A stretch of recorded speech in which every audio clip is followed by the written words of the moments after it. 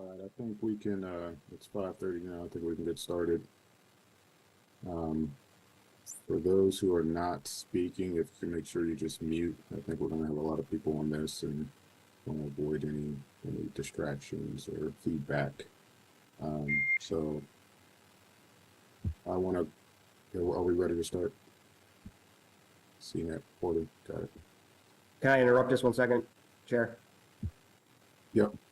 I just wanted to let you know I'm here at the Township Municipal Building in our meeting room, and we have one resident here, Fedor is here with me. Got it. Thanks, Chief. All right. Well, I want to call this meeting, February 12th, 2025, Patton Board of Supervisors meeting to order. To start, for those who are able, if we could please stand for the National Pledge of Allegiance. I pledge allegiance to the flag of the United States of America and to the republic for which it stands, one nation, under God, indivisible, with liberty and justice for all.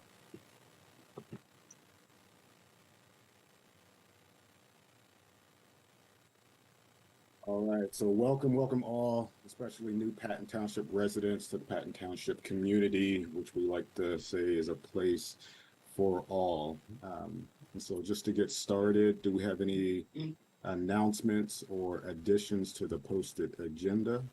We do not. Right. Next, shifting into public comments, residents, taxpayers may address the board on issues of interest to the township. We just ask that comments related to specific agenda items be deferred until that point in the meeting. And so I will hold space. Are there any comments, public comments at this time? Hi, Sultan. My name's Chris Fanning. I would have raised my hand, but I wasn't sure how to do that on Zoom. I do have a public comment related to non-agenda items. Not a problem. Well, Christina, is that your name? Yes, sir. Yes. All right. So my name's Christina Fanning. For the record, I have a residence at 729 Galen Drive. I am a part-time resident of Patton Township. I have a vacation home up there. I should also mention that after this meeting, I'll be heading to my Board of Supervisors meeting, where I'm a supervisor in London Grove Township and also part of the Planning Commission. The reason or the comment I want to make today is I've been following along with regard to short-term rentals and the township's work to enact ordinances to regulate short-term rentals. And I wanted to make an observation to the board. As I understand, there's work being done by the Planning Commission right now based on reviewing previous meetings that have gone on, specifically for the Planning Commission. The first is I do have a concern as a homeowner in that it has been stated that regulation is needed due to an increased uptick in residential complaints, specifically related to short-term rental properties, particularly. And what I'm seeing so far in trying to do some data mining, I don't know that's exactly the case. And I just want to state for the record that while I do agree that there should be some regulation of short-term rentals in Patton Township, I don't know that we're necessarily addressing an area that maybe we're trying to regulate an area that isn't a public concern. And the reason I say that is because in the meetings that have gone on, from what I can observe in the tapes and reviewing the meeting notes, there aren't residents that are participating in the meetings complaining.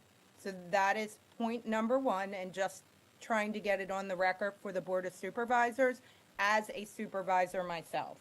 The second concern that I have is that the task force that has been put together by the Planning Commission doesn't have any representation of any owner or resident. It's strictly township staff, which is fine. But my concern as a homeowner in Patton Township is that there isn't a balance that is being presented to the board or to the planning commission when a recommendation will be made. So I don't expect, discussion or anything like that tonight. I simply wanted to get my concerns on record. I would like to and will approach the board or the planning commission that they appoint or take on additional members for a more balanced view. And I believe that is allowable under the township guidelines. Christina, That's it. thank you, Christina, for that feedback and also your service to your township, your local community as well. Absolutely. And so just so that I'm making sure that I'm hearing correctly what you're saying is that, one, you're in seeking data that's sort of informing this need for this ordinance regulation. You're saying that you haven't really heard anything, seen any data that attests to residents or local residents having complaints about the short-term rentals. And so you're curious about that information. Yes, And sir. two, as well as the task force that has been enacted based on your sense there is a balance in having homeowners, residents on that task force. It just seems to be comprised of admin and staff. That's And so- correct. Okay. And Sultan, just for awareness too, I did submit a right to know request today. Amy, I can see you online. Hi, it's nice to see your face. I will be at the March 3rd meeting. She was kind enough to provide data, and I asked for a bit more data. Thank you, Christina. Thank you.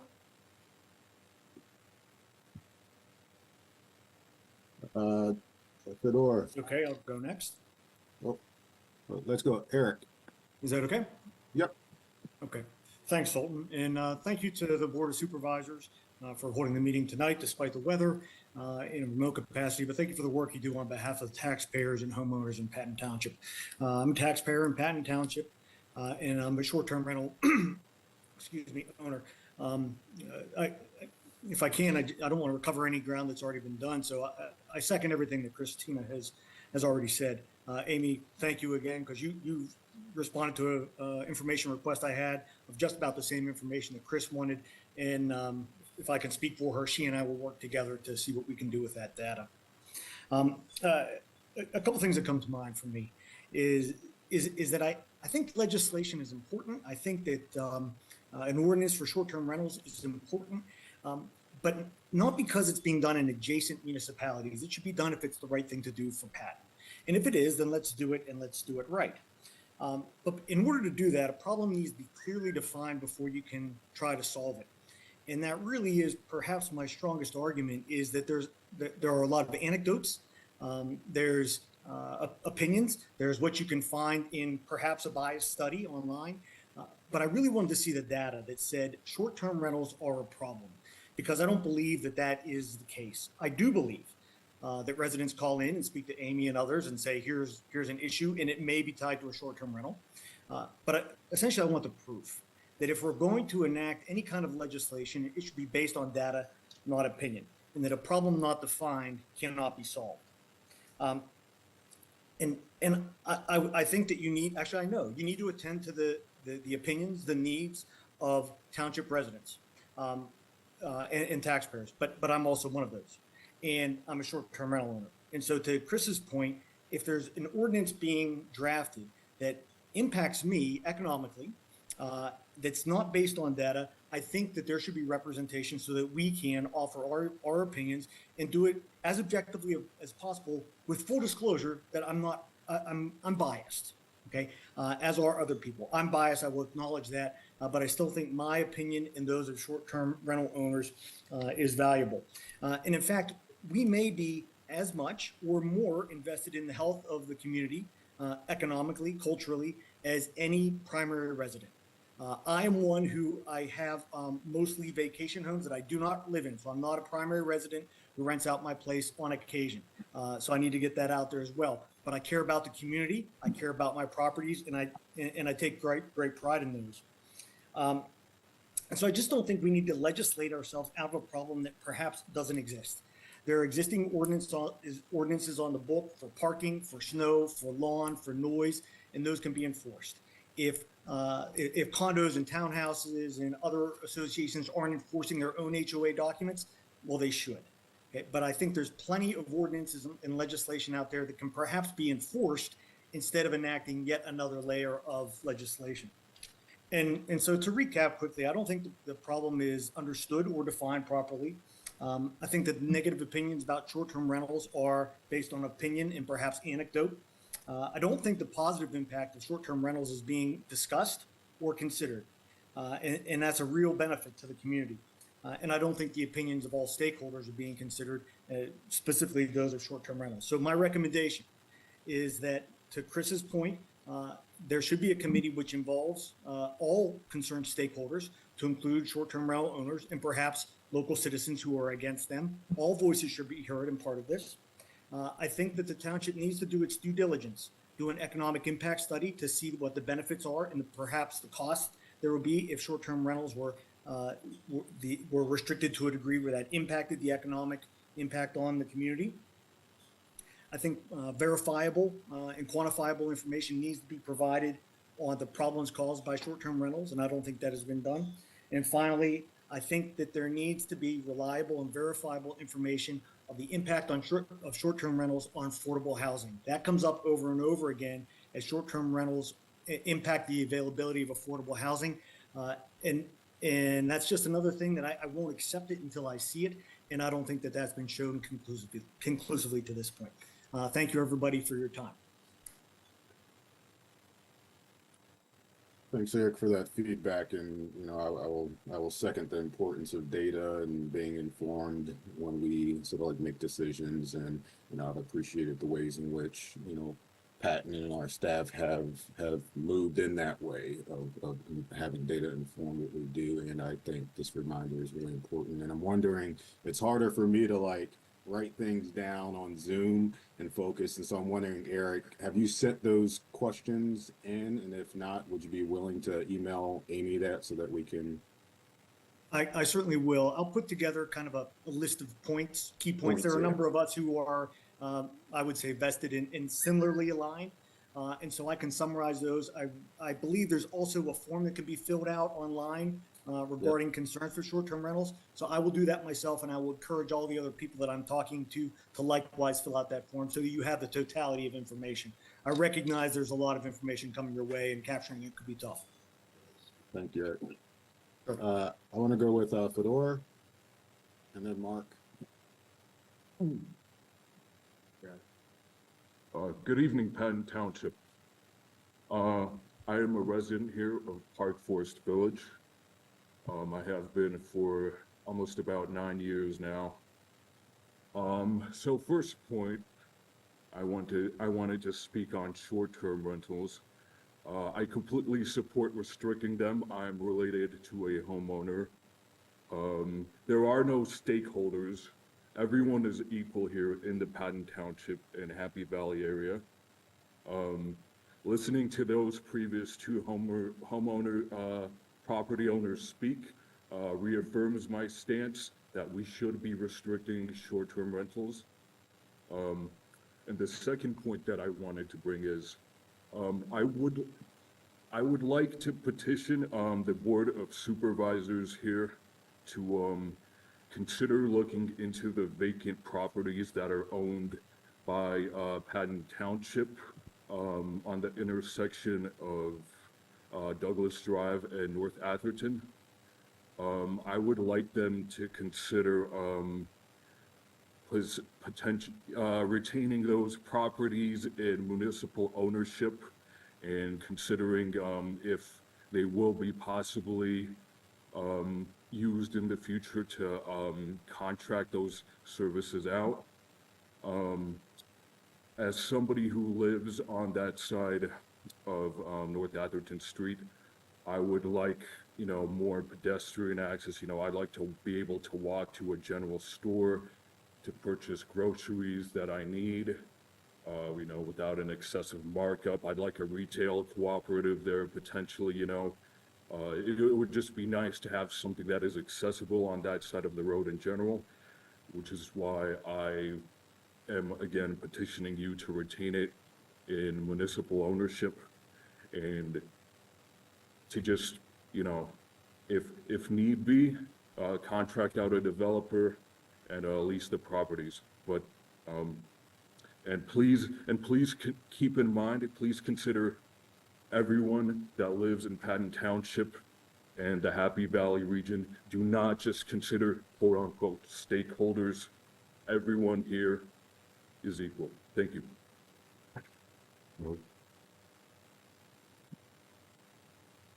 Thank you, Fedor. Mark, if I'm pronouncing your name correctly. Yes, that's right. Thank you very much. Pleasure to be with you all this evening. I think you see some folks on the screen that have a vested interest in the short-term rental conversation. I don't want to be overly redundant in that area, and I certainly want to be respectful of your time. I've been to many planning and zoning commission meetings. I've been a real estate professional for many years, and I know that your personal time is valuable and these things can consume a lot of it. So again, I'll try to be very respectful there. I do want to share with you my personal story in that I bought a home in Patton Township because it was very friendly to short-term rentals, and my intent there is to retire. So this is an ends to a means for me. I bought a ranch home that I can age in place. My wife and I love the community in the area, and our intent here was to sort of have the ability for it to pay for itself over time so we could afford to retire in the Happy Valley, as was mentioned earlier. I'll also say that, you know, being in real estate for a period of time makes me think that potentially there's a buy right argument here. Again, I won't get into the details of that, but I just wanted to outline a couple of things. One is based on the idea that, you know, the buyer's right to use the property in a manner consistent with prevailing zoning laws at the time of purchase. Meaning, we looked at the laws, we looked at the communities around Patton Township, and we noticed that there wasn't regulation related to short-term rentals, and that was the reason we invested in the area. And again, some of us did it for a variety of reasons, some potentially just for revenue, and others for an ends to a means, like I mentioned. It also feels like there's a vested rights and investment protection angle here. So I would ask that you consider that. An equity and fairness equation, especially related to a sudden and retroactive zoning change. That really, you know, when we talk about a community and people within the community that care a great deal about their property and their neighbors, and potentially want to live there in the future, you know, the change this abruptly could negatively impact many, many people, both financially and personally. And the last thing, just sort of in conclusion, really those who invested in properties for the purpose of short-term rentals in the township have a legitimate argument that they acquired their properties based on a reasonable expectation of future use. Given the township's delay in implementing regulations, these investors should be afforded protection from sudden changes to the zoning ordinance. And in doing so, doing so would violate the principles of fairness, vested rights, and reasonable reliance. The decision to restrict short-term rentals could be seen as unfairly penalizing those who made decisions based on implied and existing right to operate such rentals in the area. So thank you for your time. I look forward to continued discussions, and you rest assured that many of us will continue to attend all the meetings associated with this topic. Thank you. Thank you, Mark. And I think those last points that you had mentioned would be really helpful if you have not sent that in for us to review.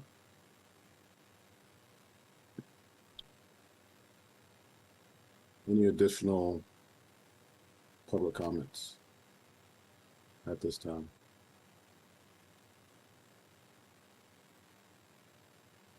All right, seeing none, thank you to those who have showed up and spoken your piece, and we look forward to receiving some more of these points. All right, moving forward, presentations. So we have a proclamation for Black History Month. So we have Black History Month, which is celebrated annually in February. The 2025 theme is African Americans and labor. And so I'm going to read this proclamation. Are we able to put this up to be viewed? Larry should be able to do that. Yes, give me a second and I'll get it up.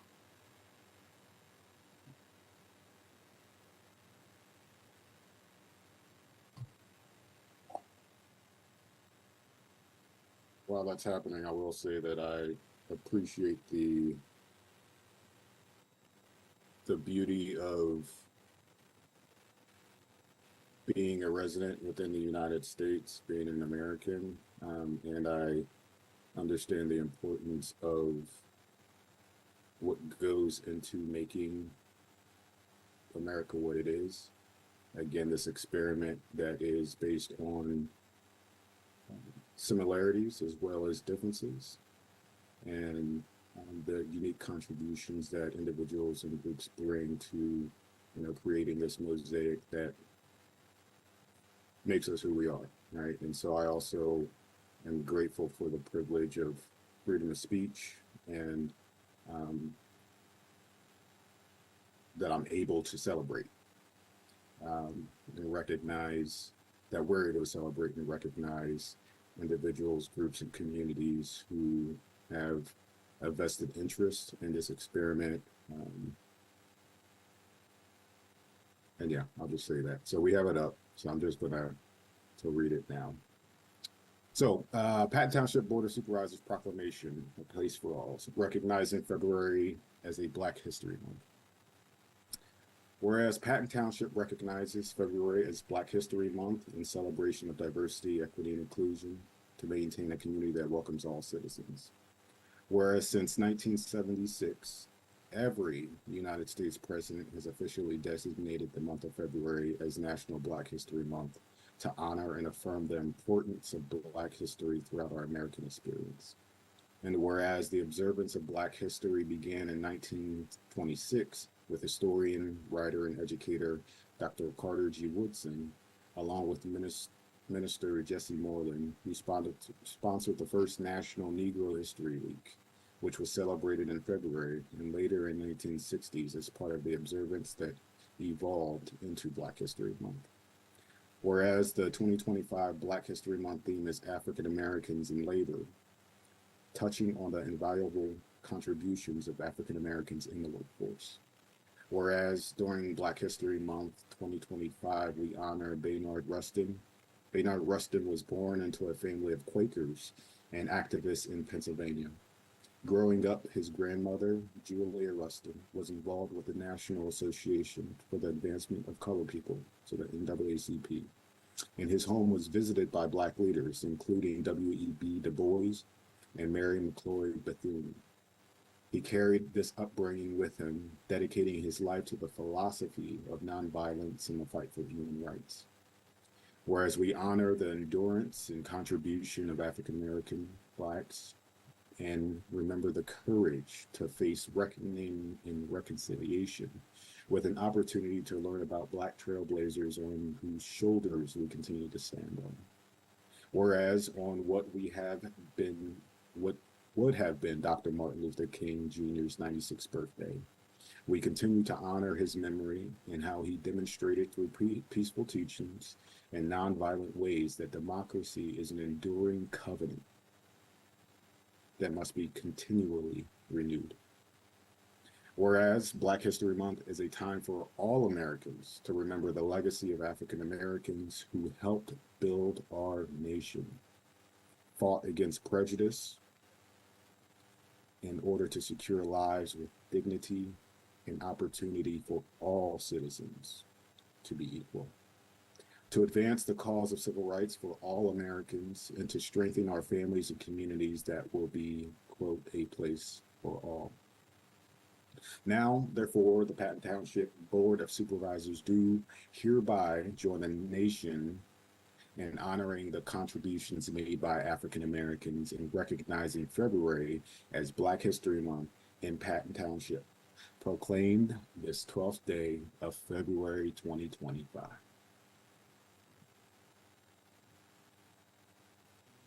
So with that being said, I'll first throw it out to the board with any thoughts, questions, reactions? I guess. Supervisor Whitman, I think, was first. Okay, yeah, I Mhm. think it was yeah, we were hair apart. First of all, I think it's extremely appropriate to call out, in particular, Bayard Rustin, who played a remarkable role in the civil rights movement in one of the very early marches, the March on Washington, in which Dr. Martin Luther King delivered his "I Have a Dream" speech. And from what I've heard and read and know of Baird, were it not for his consistence and persistence, the march may not have happened. So I, in particular, applaud and am very moved to see him called out in particular this year. And that's my comment. Supervisor Whitman. Supervisor Rob. I just want to say I am very grateful for Patton Township to continue with the proclamation for Black History Month. It's an affirmation to our contributions, which we're still learning about. I've been in the military and didn't know about 6888 Battalion of Black women who served in World War II. And it's like our history has been hidden from us, but eventually the light is coming through that we're learning. We're sharing our accomplishments, and especially the labor of which we stand on these individuals' shoulders. I see Terry and Leslie are here, and I just want to thank them and continue Patton Township. I am proud of to continue to walk the walk and talk the talk. For our motto, we are a place for all. Thank you. Thank you, Supervisor Rob. Yeah, I'm aware that not everyone's story is told. And when we're thinking about history and the history books, it's oftentimes people's histories are being excluded. And I think the importance of history is being able to anchor ourselves to something that from which we're able to build up from. And it provides inspiration, to us, right? And so when you're able to see individuals who come from your backgrounds and who look like you, that's what inspires, especially the youth, to dream big and to make moves to better themselves in certain areas. And so that's why it's important not to simply I don't know how to phrase what I want to say. Similarities are important, but it's also good to differentiate as well. Any feedback, reactions from others in attendance, residents? Hello. Sorry, can you hear me? Yes. Excellent. Okay. Before I give some comments, I want to actually point out something and also do a congratulations to Ms. Robb, who was a recipient this year for the Humanitarian Award. So I don't think we had the opportunity to thank her publicly. Her work has been tremendous in Patton Township. And I was Terry, not to interrupt you. Can you state your name and yeah, I got right into where you're it. from? Sorry, Terry Watson. I am a Patton Township resident. I am a homeowner, and I have been living here since 2018. So, thank you for reminding me. I appreciate that. So, like I was saying, it's nice to see people get their flowers when they're with us, and I was happy to see Pam be a recipient of the Humanitarian Award this year at the FOBA MLK event. So I just want to say that because you too are history in this township. So I do have some quick remarks, and I'll try to keep it as short as I can. So again, I repeat, I'm Terry Watson, a Patton Township resident. I'm also an author. I'm the chair of the Community and Campus and Unity group here in State College. I'm also the founder of Strategies for Justice, and happily the appointed Patton Township representative and the vice chair of the Central Region Human Relations Commission. That appointment, I appreciate you guys giving that trust in me and holding that appointment, and I think I have 2 more years for that appointment. So like was already said, each year we do take this time and to remind folks of the contributions of African Americans and the work they've done throughout the history of the United States. Even when our full citizenship was not recognized, we still participated for the fight for freedom that everyone enjoys today. Again, the theme of this year is African Americans and labor. So we recognize the rich history that African Americans have had in the labor force, both freed and enslaved, blue collar workers and executives, and skilled laborers and philosophy thinkers. And of course, the role that folks have played in fighting for workers' rights, laying a foundation for what we know as the labor unions. Sometimes we do forget that in 1968 in March, Dr. King was in Memphis because he was supporting 1,300 African American sanitation workers who were on strike for a living wage and the right to have a union and have dignity in the workplace. So, as we recognize the importance of African Americans in labor, I implore that we continue to acknowledge the contributions that are all year round, not just in February, because we can't discuss American history without discussing Black history. We cannot discuss American contributions to the world without acknowledging the trailblazers from the Black community. And I encourage that this proclamation sends a reminder to the residents in Patton Township that the stories of American trailblazers like A. Philip Randolph and Bayard Rustin and Hattie Canty and Chris Smalls and Mary McLeod Bethune should be in our literature, our schools, our libraries, our institutions responsible for educating or representing the people. It should be in our conversations and in our humanity, grounded in our own dignity. So I would end my comments with a quote from Mary McLeod Bethune, who once said, I leave you love, I leave you hope, I leave you the challenge of developing confidence in one another.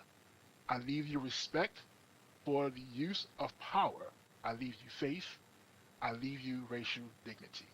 So thank you so much for this proclamation. Okay. Leslie. Thank you.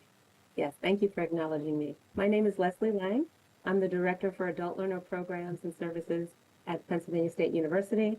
I, too, am the Forum on Black Affairs Past Humanitarian for 2023 on the Juneteenth Planning Committee for all of State College, and I've been a resident for 18 years. It gives me great pleasure to be with you all virtually tonight to thank you for acknowledging the longevity of contributions and accomplishments for African Americans with this official proclamation for Patton Township for Black History Month. Our campus theme this year was Change Continues with Us. And the national theme of African Americans in Labor, it's only fitting tonight that we get to acknowledge that this is Founders Day for the NAACP. The National Association for the Advancement of Colored People celebrates 116 years today. When we talk about the workforce labor, where would we be without their faithful, effective advocacy that continues to fight to the end to end racial inequality and discrimination and structural racism? The NAACP has been on the front lines since founding of 1909 and probably the largest unpaid labor for its work for 100 years or more. Defending and defining democracy and holding America to the ideals that it espouses for all of our work. It is times like these that we have proclamations and points of discussion that bring to light struggles that continue and the history of free labor that is often overlooked. I would like to point out and remind everybody that the White House was built on the labor of enslaved African Americans and freemen in 1792. In fact, the workforce included white laborers and immigrants from Ireland, Scotland, and other European nations, and this is documented in our national archives. The Bureau of Labor Statistics indicates that African Americans make up more than 40% of the postal service workers, 36% of inner city bus drivers, 36% in nursing, 30% in child and family and school social work, and yet Black workers are still fighting for pay equity. Black Americans still face problems relating to the number of jobs, the quality of jobs, and the type of jobs that are made available to Black people. Enslaved workers for the 19th century was in agriculture, industrial, professional workers, the 20th and the 21st centuries. It continues, and African Americans have always been a vital part of the American workforce. You mentioned the significance of Bayard Rustin and the Quakers and W.E.B. Du Bois and Mary McLeod Bethune. Our Black leaders, our activists, and our organizers, they form the backbone of our U.S. labor movement. And when the forces of structural racism and segregation fought to stifle their contributions, their resolve to fight for workers' rights alongside of civil rights remained unshakable. Black women in particular have played an enormous role in the movement's legacy and development, and since I'm in education, I also echo highlighting Mary McLeod Bethune. In 1904, with $1.50 and 5 young students, she started the school for Black girls in Florida that became Bethune-Cookman University. Bethune-Cookman University, imagine that, on $1.50. She was also appointed to the Director of African American Affairs by the U.S. President at the time, which was Roosevelt. She was a member of the Black Cabinet under FDR's New Deal. And she left us a legacy of federal government, lasting heritage of goodwill and courage for the next generation. And throughout her life, she continued to break boundaries and use her platform to advocate for Blacks and women and workers. Racial justice and economic justice are intrinsically intertwined. And I won't end it again because Terry and I both work together often, and we both wanted to leave you with love and leave you with hope and leave you with a challenge of developing a confidence in one another, and to leave you finally that you have the responsibility, we have the responsibility to our young people to love them and to create a world where they can be loved. And so I thank you all for all your efforts, because the change does continue with us, and these discussions and essential proclamations must continue for all the benefit of American history. Thank you.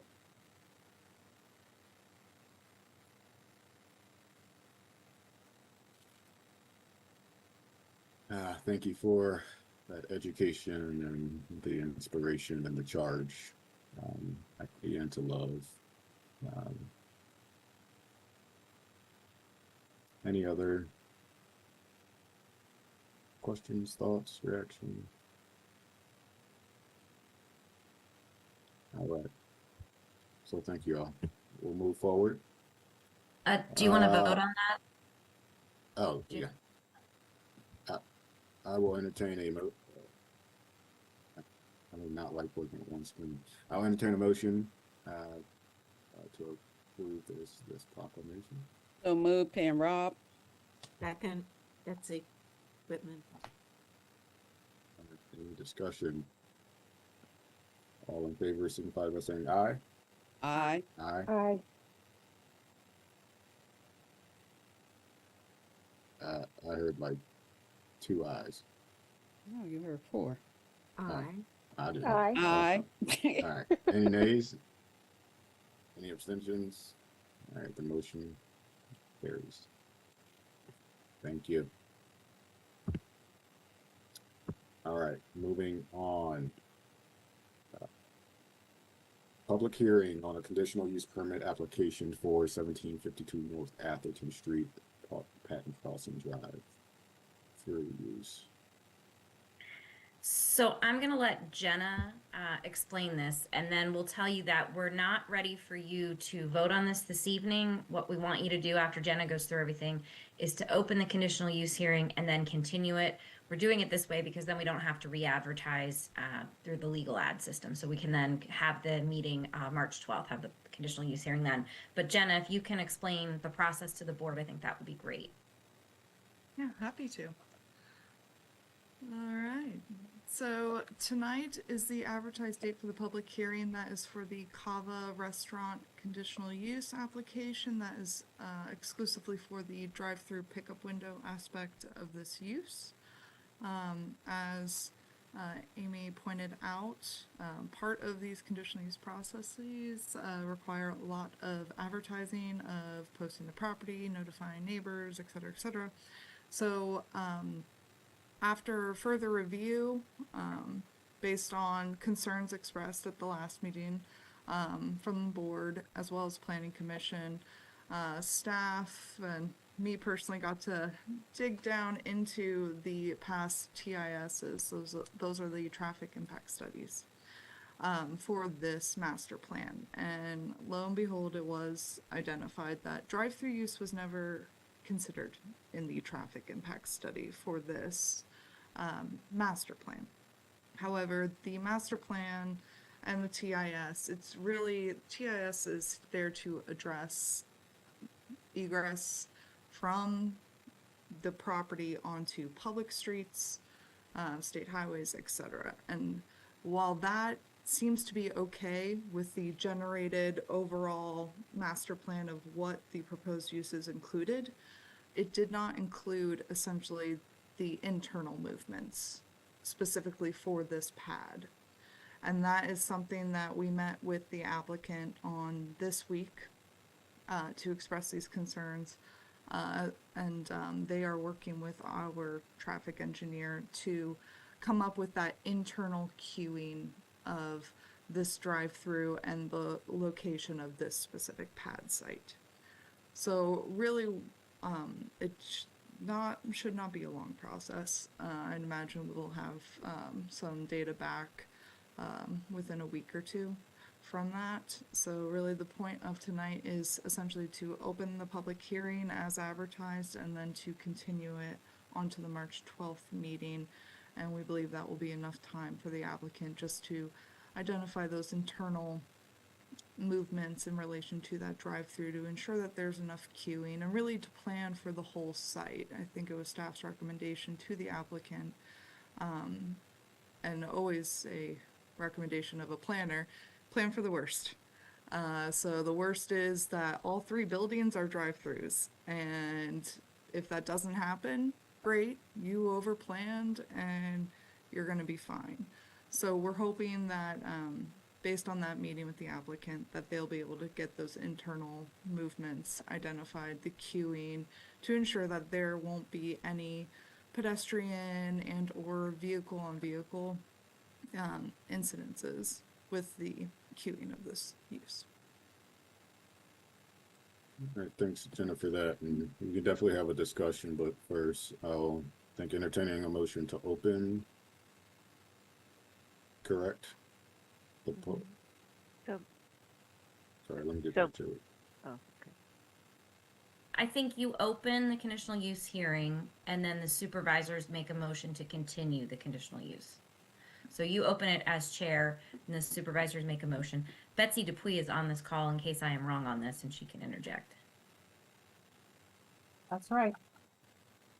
All right, well, as chair, I'm gonna open the, wait, what am I opening? The meeting, wait, open. Conditional use hearing. I'm opening the conditional use hearing. All right, any discussion before I guess a motion? I'll entertain that motion to continue it, but any thoughts from the board? We can make comments about the plan itself at this point, even though we're not officially having we are having a public hearing, never mind. I just wanted to emphasize that it was brought up at our last board meeting, the potential confusion and therefore safety hazard of the it would be the exit area of the drive-through road that suddenly empties onto a two-way street, and there are handicap parking places right there. So I know it was already mentioned. I want to make sure that that is considered in the in the engineering in the engineers addressing the inner traffic movement. Great. Just emphasizing that.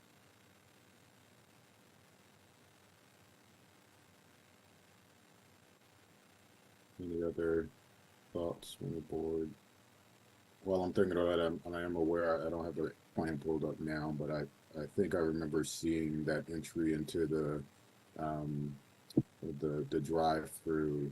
It seemed like there was some parking on the right side of it, which again, for me, felt like can be hazardous and clog things up.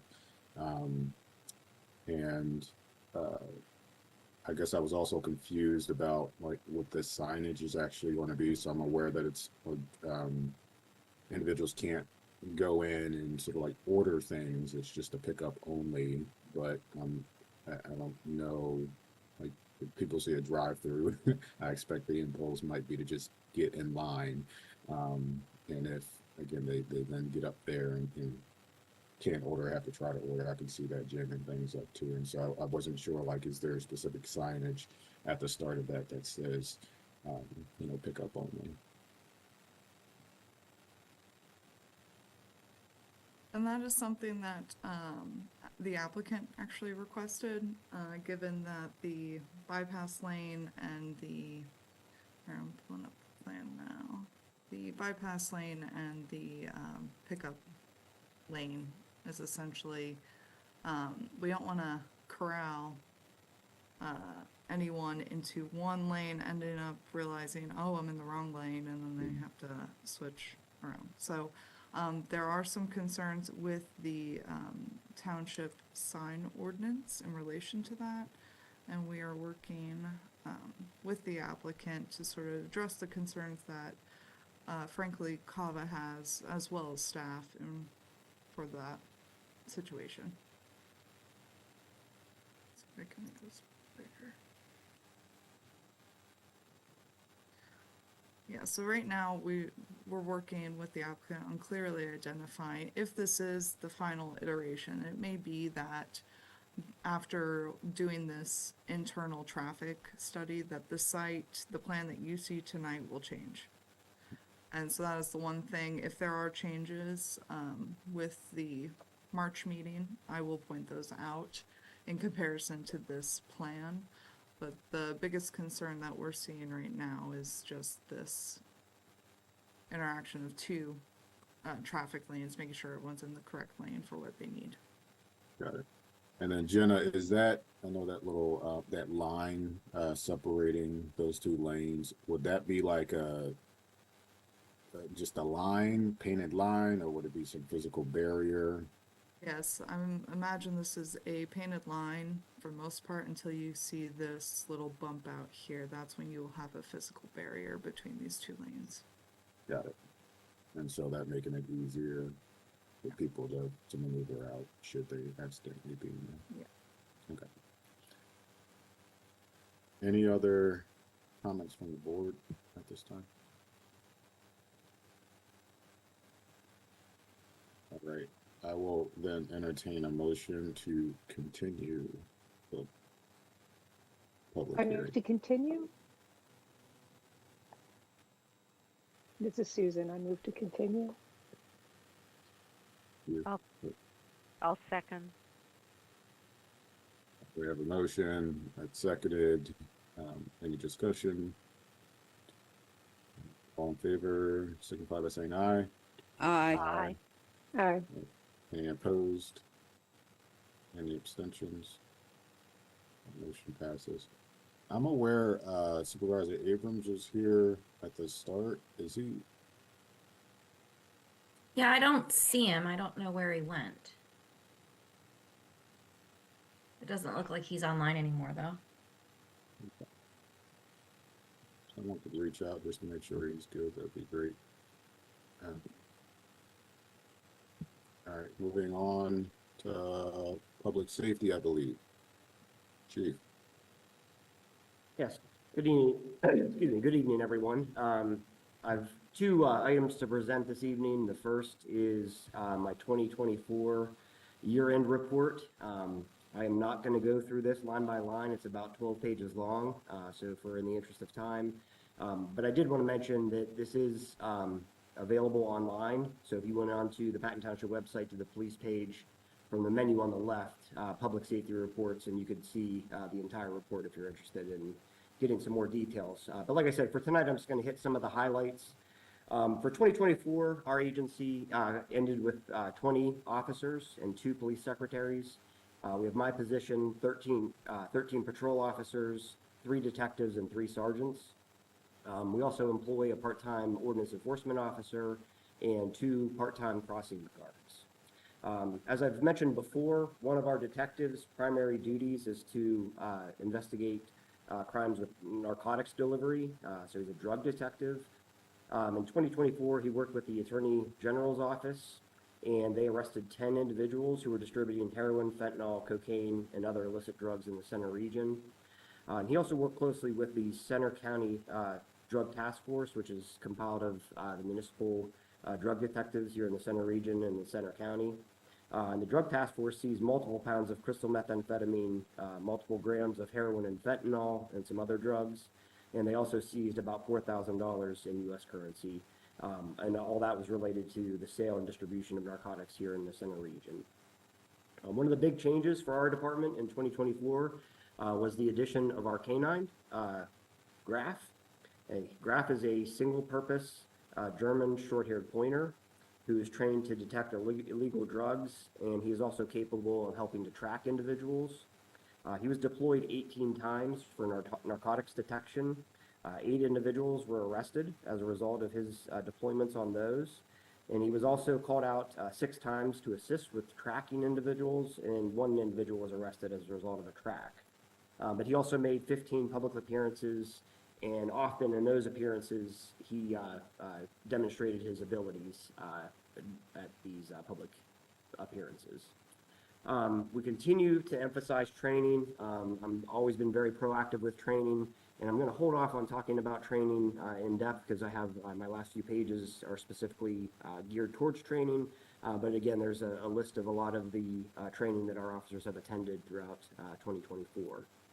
We'll continue to work with our other partner agencies here in Center County and Center Region specifically, working with the Center County Alcohol Task Force, the Drug Task Force, working Penn State football games, so assisting Penn State Police Department at those large-scale events, and then also as members of the tactical response team. As I mentioned, 2 years ago, we spearheaded the development of a Center Region accident reconstruction team. That team was utilized for 6 crashes in 2024. Our agency in Patton Township requested the team for 1 serious crash that we had within our township limits, which was out on State Route 550. The 6 crashes that's down, I believe they were called out 16 times in 2023, so we saw a little bit of a decrease in their usage from that 1-year span. We continue to receive grant money for aggressive driving and for Buckle Up. In 2024, we did 15 seatbelt and aggressive driving details, and we also did 12 DUI details. We made 227 contacts, wrote 23 citations, arrested 5 individuals for DUI. We made 1 drug arrest, and we served 2 warrants during those details. Our officers continue to carry and be trained on naloxone. Naloxone is a medication that, when administered via nasal spray, can reverse the effects of an opioid drug overdose. We only had to administer naloxone 1 time in 2024, and that's down in 2023. We used it twice. We continue to provide child passenger safety seat inspections. We're always happy to do that, so if any member of the public is interested, they can contact our agency, and we do host a number of events throughout the year where we offer that service as well, and we have 3 officers currently certified to do that. We do continue to carry and train in TASER, and in 2024 we did have 1 TASER deployment, up from 2023 where we had none.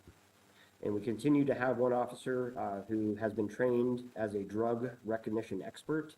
In 2024, that officer conducted 8 evaluations of impaired drivers, and he is also an instructor for the DRE program. We continue, as you can see in my monthly reports, and I'll talk about it here in my next section, to be very visible and have a major police presence in our schools, in and around our schools, especially during drop-off and pickup, and also throughout the day. And we rely heavily on our school resource officer to continue to foster the great relationship we have with the schools here in Patton Township. We did host our 22nd annual Patton Township Police Department Safety Fair. It was a huge success. We had fantastic weather, and a huge shout out and kudos to the Happy Valley Business Association. They help every year with the planning, the advertising, and volunteering at this event, and we have a great relationship with them as well. So we look forward to continuing that in the future. And we haven't locked down a date yet, but as soon as we have that, we'll be making that public. We're hoping maybe for a May or June affair this year. Some of the community events we participated in this year included the Center County Law Enforcement Memorial, the Torch Run for Sports Special Olympics, and then we just talked about last month, the Heroes and Helpers event, where we paired up with Target and the Center County Youth Service Bureau to provide a shopping event for some of the children in the Youth Service Bureau programs. We continue to have a drug take-back box. It's upstairs in the lobby of our building here. In 2024, we collected 324 pounds of unused and unwanted medications, and that's a pretty significant increase from the 285 that we collected in 2023. We did hire 2 new officers in 2024, Officer Hunter Brooks and Officer Michael Friend, and then Officer Jeff McElrath retired after about 33 years of service here. Our calls for service increased from 5,677 in 2023 up to 5,780 in 2024. 870 of those calls for service were our school checks, and 673 were our health and safety EMS assists. Talking about accidents, we did have an increase in accidents as well. In 2024, our officers handled 390 crashes. Those involved collisions on private property, and 83 of those 390 crashes were more serious in nature, or what we consider reportable, in that there was an injury or a vehicle needed to be towed. And like I said, that's an increase. In 2023, we only handled 352 crashes and only had 74 serious crashes. So we saw increases in both of those categories this year. 28 of the serious crashes were on the Atherton corridor, so from Valley Vista basically to Vira Boulevard, and then 9 occurred on Waddle Road. But I'm happy to report that we did not have any fatal crashes in 2024.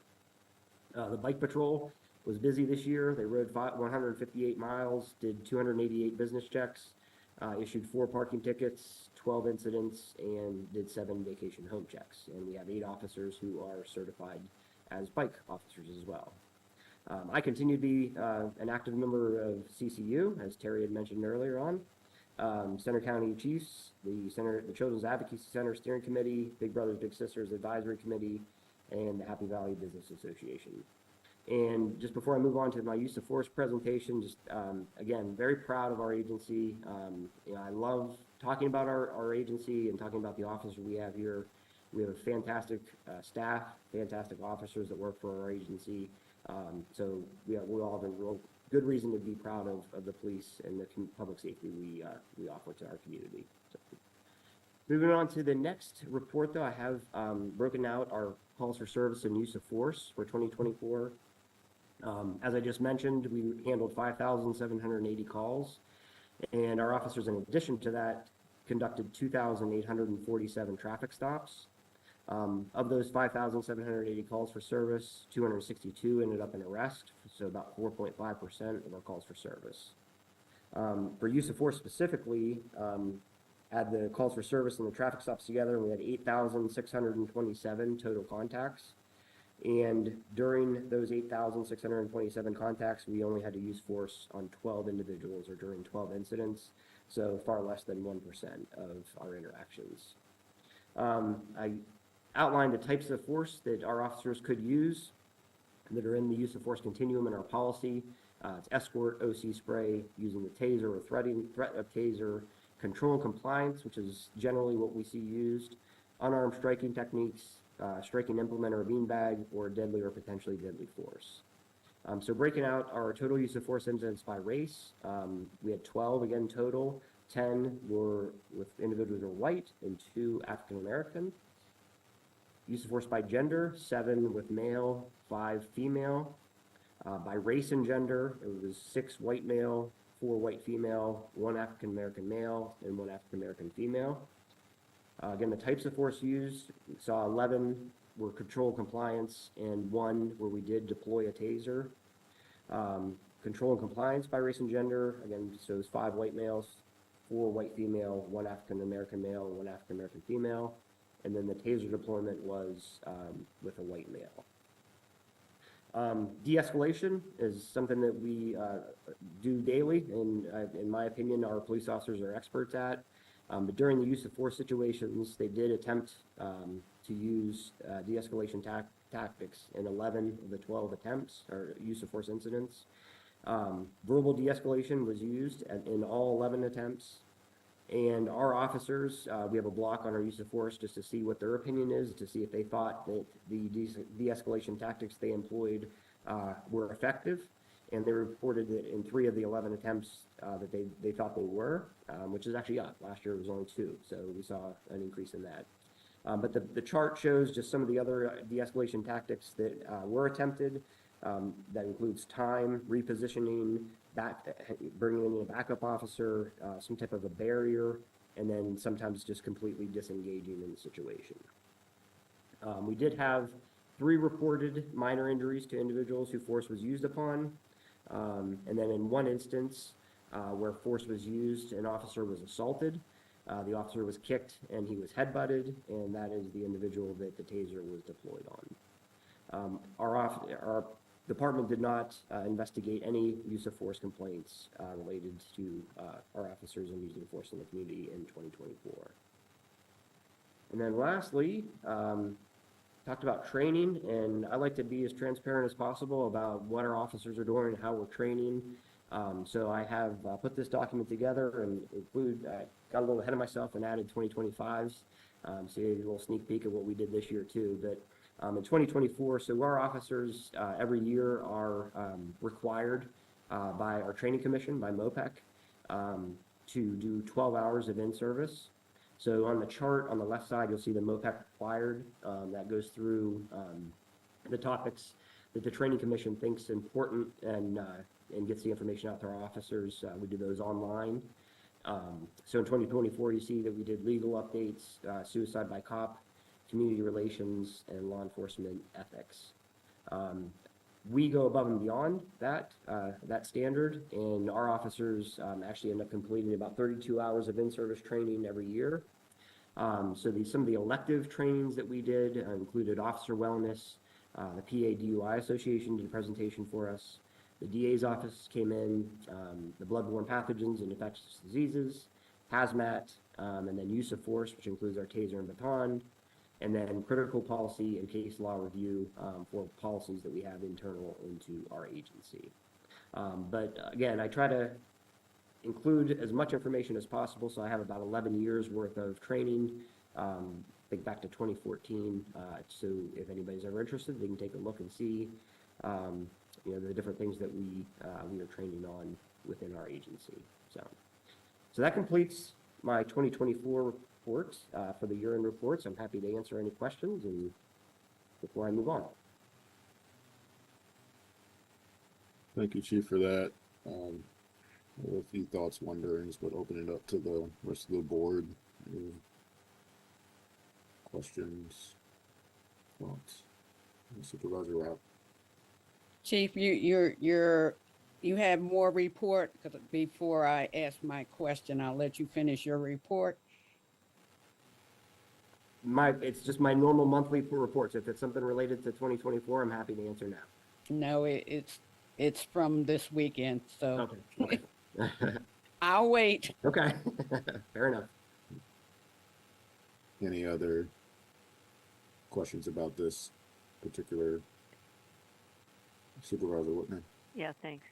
I would just like to say again how impressed I am at the your consistent reporting on use of force and de-escalation, other tactics. And I harken back to the summer in which the board worked with Ben Jones from the Rock Ethics Institute, as well as you, Chief Jolly, and other of your officers in having a discussion with the board, essentially training us on various policing options and the police force making some decisions and growing in, I think, a very positive community, setting up a community example way. So I want to just reiterate that. So it's really. I appreciate that, and again, to jump the gun for 2025, but the regional police chiefs, we thought it was very important to train our officers on duty to intervene. So that was one of the elective topics, if you noticed in that, and those kind of conversations started, I think, in what you just mentioned, Ms. Whitman. So yeah, absolutely.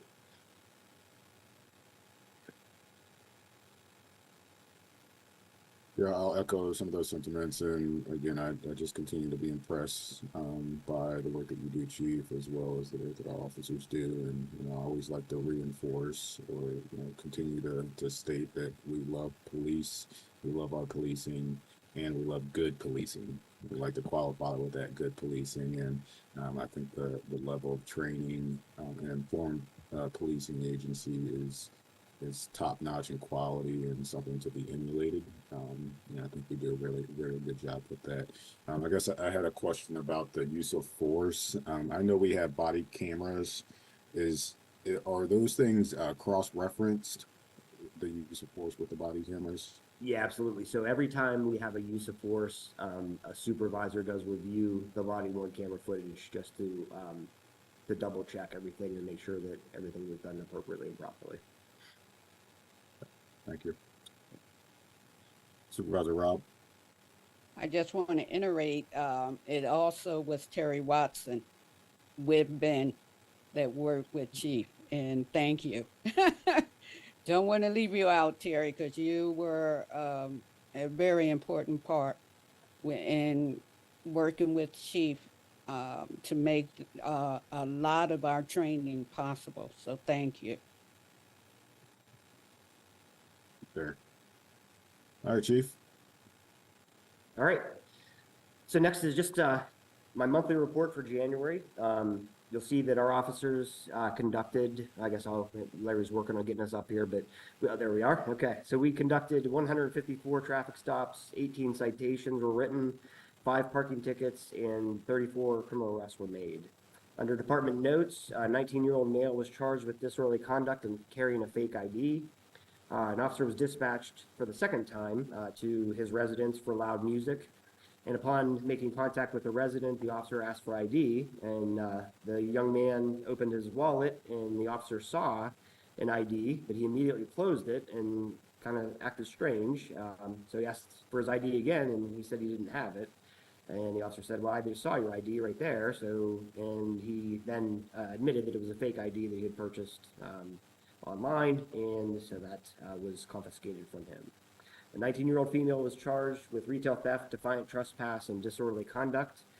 She had previously been involved in a theft incident at a store located in the township, and she was given a no trespassing order. The loss prevention folks realized that she was in the store and provided some video to our officers. And upon further investigating, the officers found that she had actually removed over $100 worth of merchandise rather than just being in the store at that time. 16 arrests were made for retail theft and 4 for possessing fake identification. We served 4 warrants of the 9 that we attempted, and we did 40 vacation home checks. We did use force in 3 incidents in the month of January. An officer was dispatched to a township business to deal with an intoxicated individual. It was reported as the officer was responding that the business wanted the male to leave, and the staff there actually had to physically remove him from the premise. When the officer arrived, the male was out in the parking lot and wasn't being fully cooperative. So the officer did display his taser and gave the male some verbal commands. Eventually, he did comply with the verbal commands, and he was taken into custody without any further incident. There were no injuries reported, and the male was charged with disorderly conduct and public drunkenness. Our officers really did a fantastic job on this incident. They responded to a suicidal male at a residence. Upon arrival, officers could see a shotgun through the front door of the window. They did draw their duty weapons as they entered the residence, and contact was made with the subject, who was found to be unarmed. So they did holster their weapons and secure the male. No injuries were reported, and the male was transported to the hospital for some mental health treatment. And then lastly, our officers were dispatched to Penn Highlands Hospital to assist staff with a patient who was being restrained. The patient was having a mental health episode and was possibly under the influence of narcotics as well. So our officers assisted staff in gaining control of the male, and then no injuries are also reported in that incident. Under community relations, Officer Brooks and Officer Varzel conducted some walkthroughs at the center for a fencing competition. And Officer Sunderland and myself assisted Park Forest Elementary School staff with conducting a state put drill. Our officers attended tactical response team training. Officer Brooks attended crisis intervention team training. Officer Finocchio attended instructor refresher training for CPR and AED. And then we just talked a lot about our required training. So our officers typically, that becomes available at the beginning of the year. So they are doing their legal updates, law enforcement response to homeless persons, tactical response, and elder abuse and exploitation are the required MOPEC blocks that we have to finish this year. And as I'd mentioned, we trained on duty to intervene, hazmat, bloodborne pathogens, domestic violence, and overcoming communication barriers. Officer Snyder and Graff completed their 2 days of training, and Graff was also called out by the Center County Drug Task Force to conduct a sniff on a vehicle. Graff did alert on the vehicle, and about a half a gram of methamphetamine was located inside the car. I attended the CIT graduation, radio advisory committee meeting, the Center County Chiefs meeting, a Children's Advocacy Center meeting, and also the Criminal Justice Advisory Board meeting. Nice picture of Hunter Brooks with his certificate that he again earned from completing the crisis intervention team training at Ferguson Township. And Hunter also received a nice note from an individual who was the victim of a theft. And she just mentioned that she was very appreciative and grateful for the diligence put into finding the individuals who committed the crimes.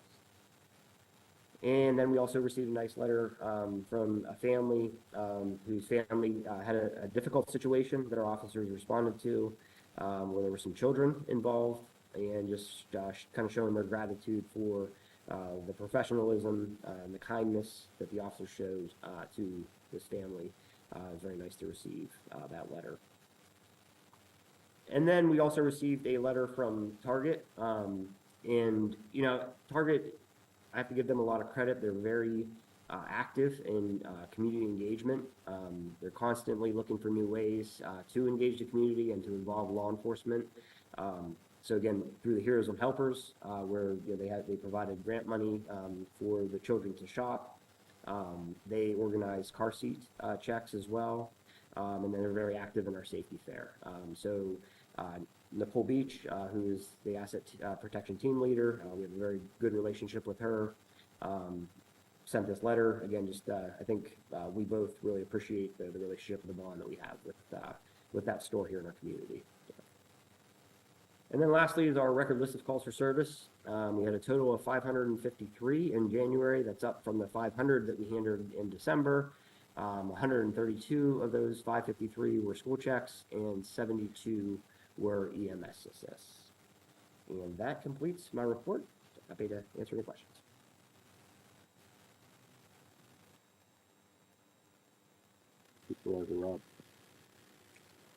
Chief, due to the excitement downtown, were our officers called to assist? Yeah, so there was actually a plan put into place by State College Police Department anticipating what occurred. So we had actually already had pre-planned, and we did send 3 officers down. Yeah. Thank you. You're welcome.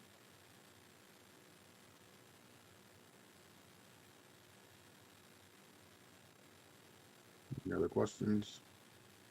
Feedback? Okay. Thanks, Chief. Thank you.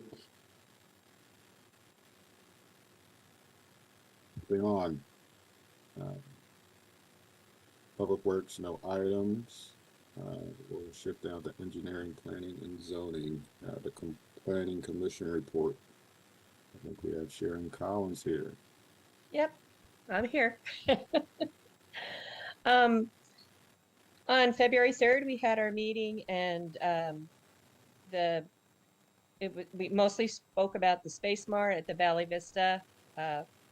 It was their final land development plan and waiver request for off-street parking regulations.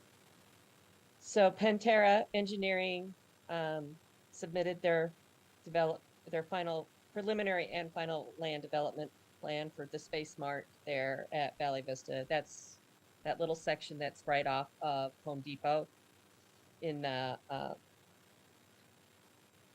interchange overlay that's going to be there. And it's it's about a 5.281 acre lot zoned planned commercial. And the applicant is proposing a 3-story, 109,500 square foot self-storage facility containing 809 units with 26 vehicle parking spaces. And they made a request to downsize how many bicycle parking because of the square footage, it would come in at 22 bicycle parking spaces to be included on site. But because the applicant is requesting that it be 4 short-term, which would be outdoor, and 2 long-term, which would be indoor bicycle parking spaces, rather than 22. And given the use of the site, the likelihood that patrons would be biking to the building with belongings to be stored is not very likely. So, but there could be some employees biking to work. So that's what the 2 indoor spaces would be for. So the Planning Commission reviewed the waiver and, whoops, what did I do with my page? Hang on. I'm sorry, I just.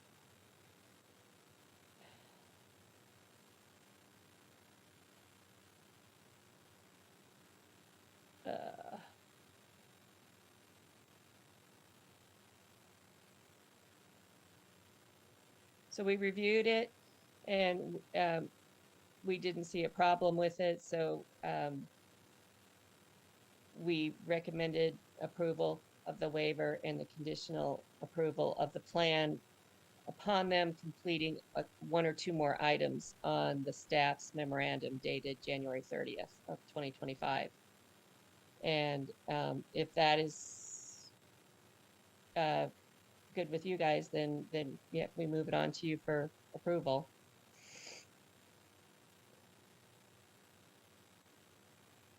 Any questions?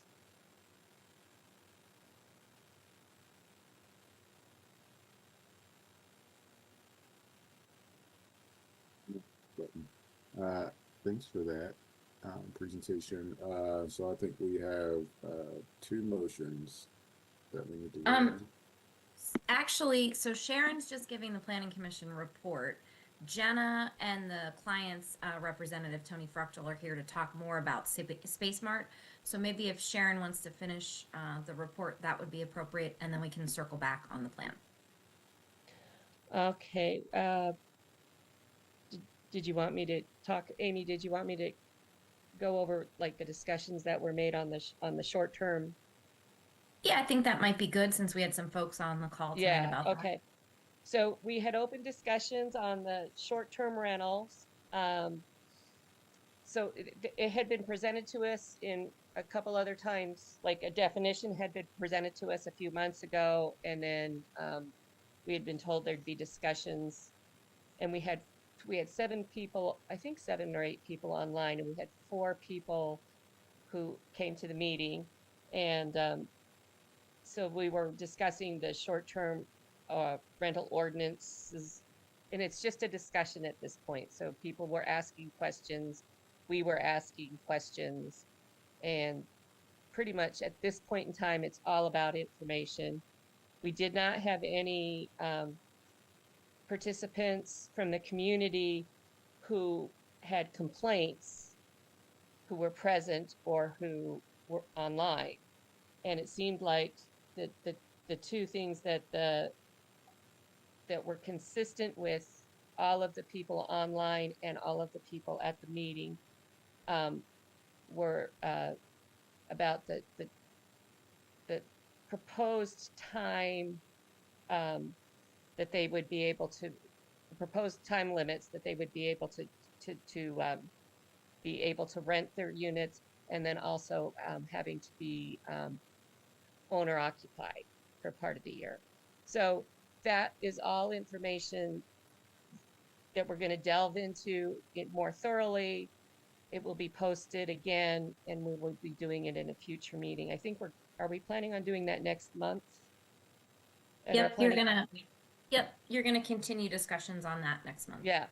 So and I just wanted to, so when the people at the beginning of this meeting were making their comments known, we would like them to make sure that they participate in the meeting next month for the Planning Commission meeting, because we need as much input as possible. This is all just in the discussion form at this point in time before we make decisions on regulations or if we're going to regulate. So and that is pretty much everything that we took care of at the meeting. Any questions?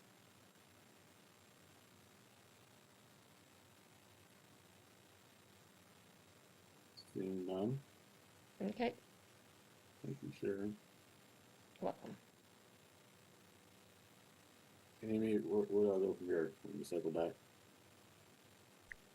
So we're gonna go over the Space Mart plan next. Jenna can take that, and then we have Tony Fruchtel, the engineer, on as well. Okay. So Ms. Collins did a great job for me on the tee up of this plan, but I'm going to go through this details of this as well as just explain the waiver process. I like to do this at the beginning of every year. We usually have new planning commissioners, new elected officials. So just to explain the process and your role in reviewing these waiver requests for these land development plans. So on January 24th, Pentair Engineering, on behalf of their clients, resubmitted the preliminary final land development plan for Space Mart at Valley Vista. The proposed project's located on a 5.2 acre lot. It's zoned commercial and it's within the I-99 interchange overlay. And the applicant is proposing a 3-story, 109,500 square foot self-storage facility. So this is about 3 stories, and it's going to contain 809 units with 26 vehicular parking spaces. In addition to the land development plan, the applicant also submitted a waiver request from the bicycle parking requirement. Per the ordinance, they would need to provide 22 bicycle parking spaces for this use.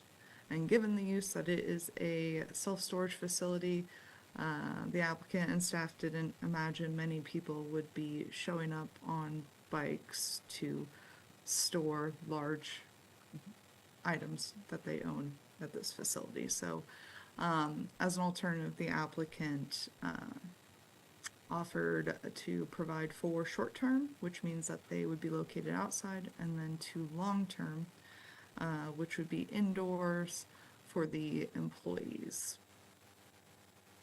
So Planning Commission, as Ms. Collins said, they reviewed this at their last meeting. They recommended approval of the waiver and the plan with the condition based on staff's memo. It's included in the agenda, as well as the outstanding plan review comments for this.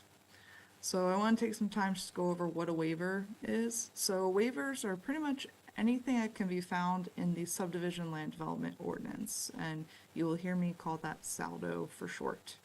And essentially anything in there has the potential to be waived if the board feels that that is warranted, that it isn't necessarily waiving the requirements and the essence of that need. So the process for requesting the waiver, a formal request is submitted to Patton Township. We review that staff for just understanding the request and why compliance is impractical and how the alternative, if provided, still meets the intent of the regulations and doesn't nullify them. And then we review that as staff and we make recommendations to the planning commission and the elected officials for these waiver requests. So the plan tonight, this is Space Mart at Valley Vista. It's located on Green Tech Drive. So the portion of this property you'll see highlighted in yellow, that is the area that we are looking at. The site, the parcel, does include the bank property as well. However, we are just focusing on the area highlighted in yellow, and that is about 5.2 acres. Again, they are proposing a 3-story self-storage facility. It's about 809 total units, varying in size, with 26 vehicular parking spaces along the perimeter of that property. And then the waiver request, as we stated earlier, this proposed development by ordinance requires that 22 bicycle parking spaces be included on that site. Given that use, staff doesn't believe that 22 bicycle parking spaces are necessary and are in agreement with the 4 short-term parking spaces and 2 long-term indoor bicycle parking spaces being provided instead. We have Tony on as well to present the plan. And Tony, I do have it up as long as nothing crashes on me. If you need me to point some stuff out. So, good evening, board members. So both Jen and Sharon did a nice job. I have a little bit to add to that. When Jenna gets this pulled up, we can kind of see the access to this, of course, would be the same access that's shared by Home Depot and Valley Vista Bank. There's an agreement, access agreement along that main aisle between the Kish Bank and the Home Depot to access the site. It will be secured. There is a fence that goes around the site, accessed by a code that the storage facility members can use. Circulation around the building is counterclockwise. There was a question at the planning commission meeting about being able to get a fire truck around there, and I did check, and that Alpha's biggest vehicle can get through there even if all those parking spaces are filled. There is more parking than actually required. I think we're required to have 18 or 19 spaces based on the size of the building. There's 26 shown on the property there. There is an office in the building that will be manned during the day. There's no residents here. I think some of these places have residences. There's no residents here. It would strictly be during the day, 1 person, potentially 2. That's the most. Thus the request to reduce the parking to the 4 outside spaces and the 2 inside spaces. Quite frankly, we believe maybe the inside spaces would be used more by the employees. Just do not see people riding their bikes to this location for the use. Also, quite frankly, the location doesn't lend itself very well to bicycle use either. There's a fire line that runs an 8-inch water line that runs around Home Depot that we'll be tapping into for fire suppression for the building. We're bringing electric and telecommunications up from kind of in front of where the Kish Bank is at this point. There will be a sidewalk. You can see it there, kind of connects to the existing sidewalk in front of Kish.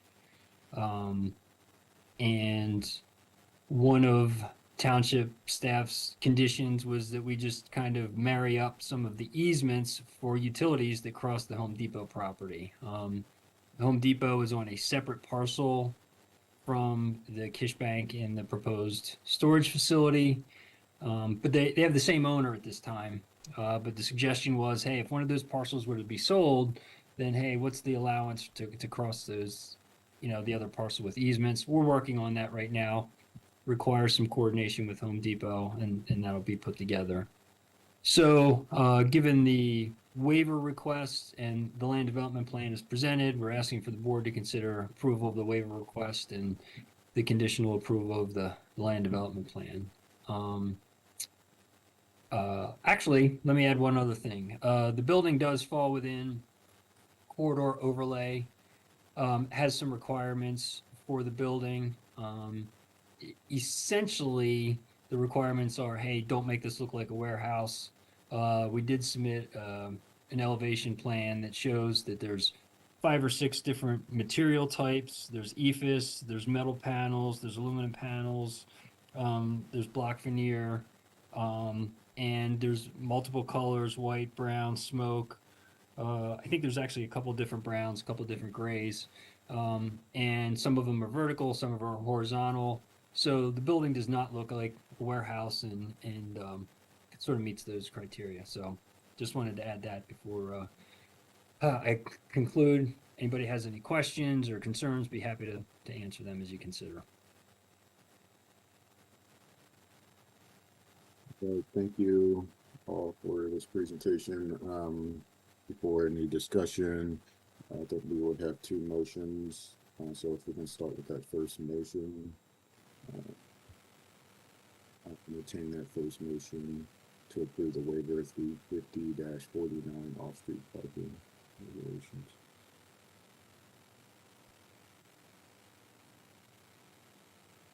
I'll move that we approve the waiver of the number of bike spaces down to the currently proposed 4 on the outside and 2 on the inside. Second. Second. Discussion. All in favor, say aye. Aye. Aye. Aye.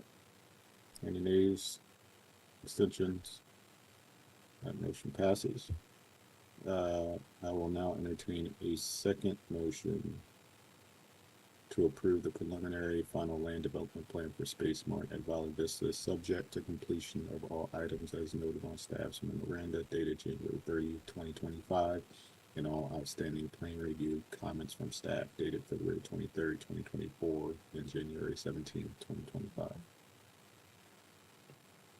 So moved. I'll second. Discussion. All in favor, signify by saying aye. I have a point. Sorry, I'm slow in the draw with the yellow hand. Hey, Tony, you did a great job with the array of native plants. I noticed them.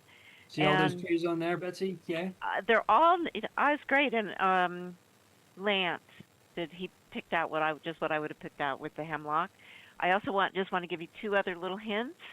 It's not a big deal, but you could look for a native viburnum. I think you have a Burke woodii viburnum. It's okay. It's just not native, but it's not a biggie. I'm just stretching your vocabulary here, native plants. And another plant you might consider as a replacement for dogwood. Dogwoods sometimes are prone to a blight. It's a service berry, SERVIC. I think you've used those before. Yep. Yeah. Okay. Awesome. I was real excited to see that. So, thank you so much for that. Thank you. Nope, appreciate that. We'll make sure we consider that. Or for the future. For Right? future, absolutely. Yep, I got it. Brilliant. Any other comments? There's a motion on the floor. All in favor, signify by saying aye. Aye. Aye. Aye. Aye. Any nays? Abstentions? Motion passes. Very good. Thank you. Thank you for your time. Thank you. All right, moving down to 2024 State of Planning Report. So that is Jenna. That's awesome. Thank you. All right, so in Pennsylvania, the municipality's planning code mandates that local planning agencies prepare a written report annually for their governing bodies. They have to hear that before March 1st of every year. This report is often referred to as State of Planning Report, serves to inform elected officials about planning activities, developments over the past year, so 2024. That includes ordinance amendments, development reviews, training, education. So these reports, they're essential just for maintaining transparency and accountability in local governance. They provide elected officials with clear understanding of planning efforts and developments, and to help facilitate informed decision-making that aligns with the community's goals and regulatory framework. So let me get this up for you.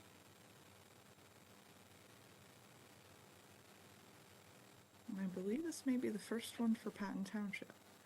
It's provided in the agenda and shown on the screen here. We have the 2024 Patton Township State of Planning Report.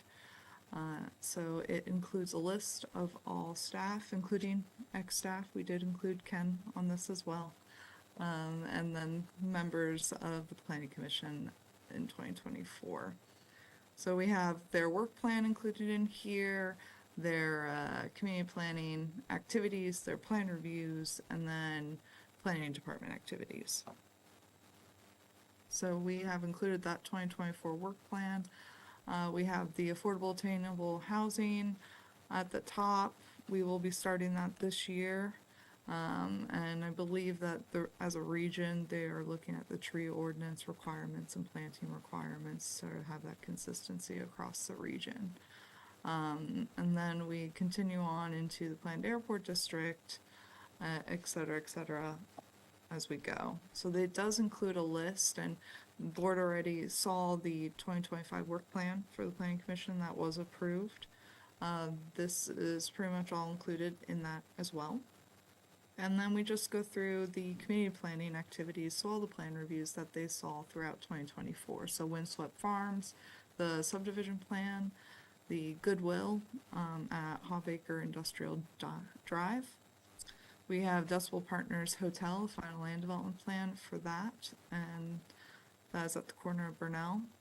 And then we had a few small minor lot consolidation plans with the Holsteiner lot consolidation plan, the Coop land development plan, so that was reviewed by Planning Commission. And then we got an opportunity to discuss the intermunicipal zoning implementation agreement. So Patton Township and College Township share uses with multifamily housing and industrial uses. So College Township was looking at adding a use to their industrial district, as such, notifying Patton Township of the amendments that they were considering in relation to that use. And that is one of the benefits of having that regional comprehensive plan. All 6 municipalities, as long as you're touching, can share those uses. So the state requires all municipalities to provide for every use. So this is sort of an extra safety for the center region municipalities to have this ability to share those uses. So we got to review that and learn a little bit about the intermunicipal zoning implementation agreement. As Ms. Collins discussed, we are looking at the short-term rental ordinance and potential regulations for that.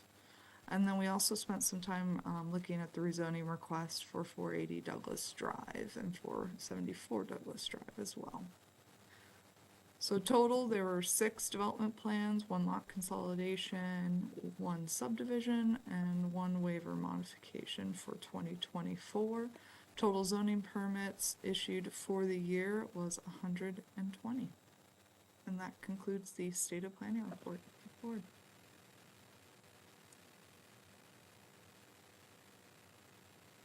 Thank you for that, Jenna. Any comments from the board?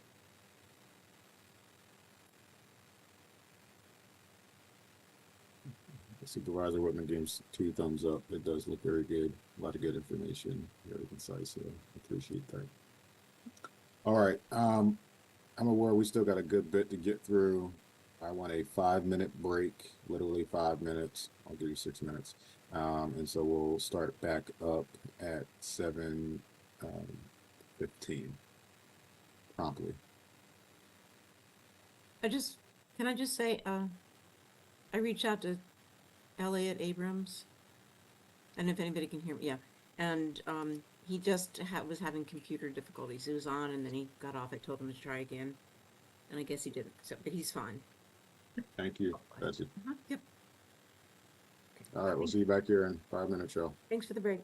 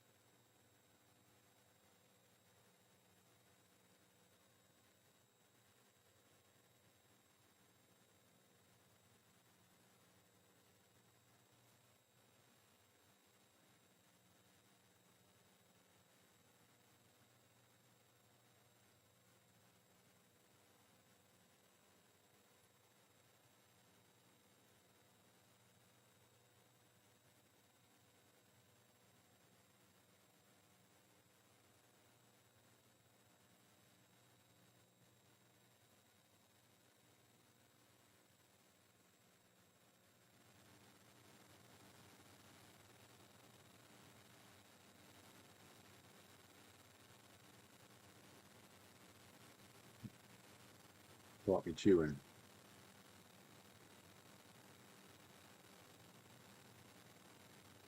Supervisor Whitman, are you back?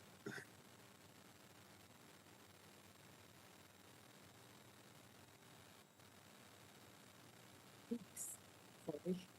You're I was fine. waiting to hear you. I didn't hear anything. Yes, I am. Sorry about that. Okay, well, I mean, if we're able to, we're down at administration, the revised solid waste ordinance. Yep. So in 2024, the COG formed a solid waste ordinance working group to explore revisions to the ordinance in light of some changes that were coming with the new trash contract. Myself and also representatives from across the region and this Recycling and Refuse Authority actually served on that working group. And so the revisions, like I said, basically deal with some things that we saw through the trash and recycling contracts and things that we wanted to change. So you might remember that at the October 28th meeting, the general forum referred this back to the municipalities and asked that it be adopted by the end of March because the new contract starts April 1st. So tonight what we're asking is that you approve putting this up for public hearing and possible action at the March 12th meeting. I will say that the solicitor has reviewed the draft ordinance, and she has some concerns with the enforcement section, which she and I and the chief are going to look at, but very minor concerns. That's it. Thank you. Amy, I'll entertain a motion as listed in the agenda.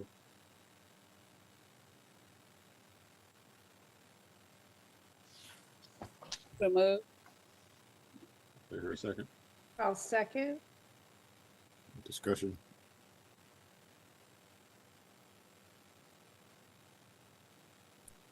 Seeing nothing. Okay, all in favor, signify by saying aye. Aye. Aye. Aye. Aye. Any nays? Abstentions?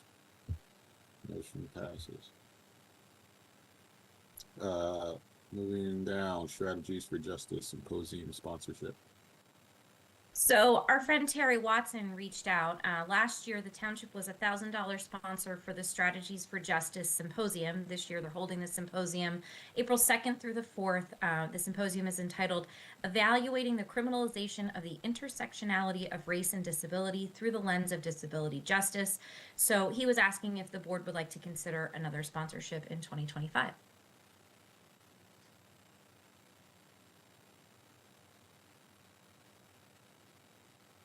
Any thoughts?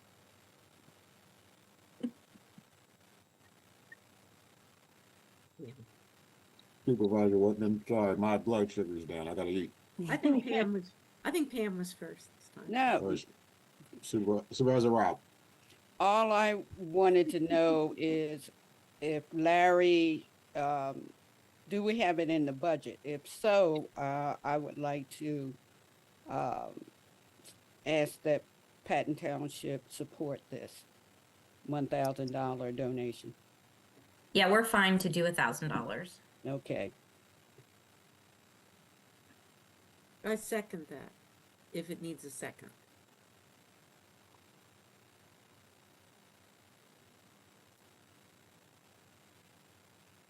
Okay.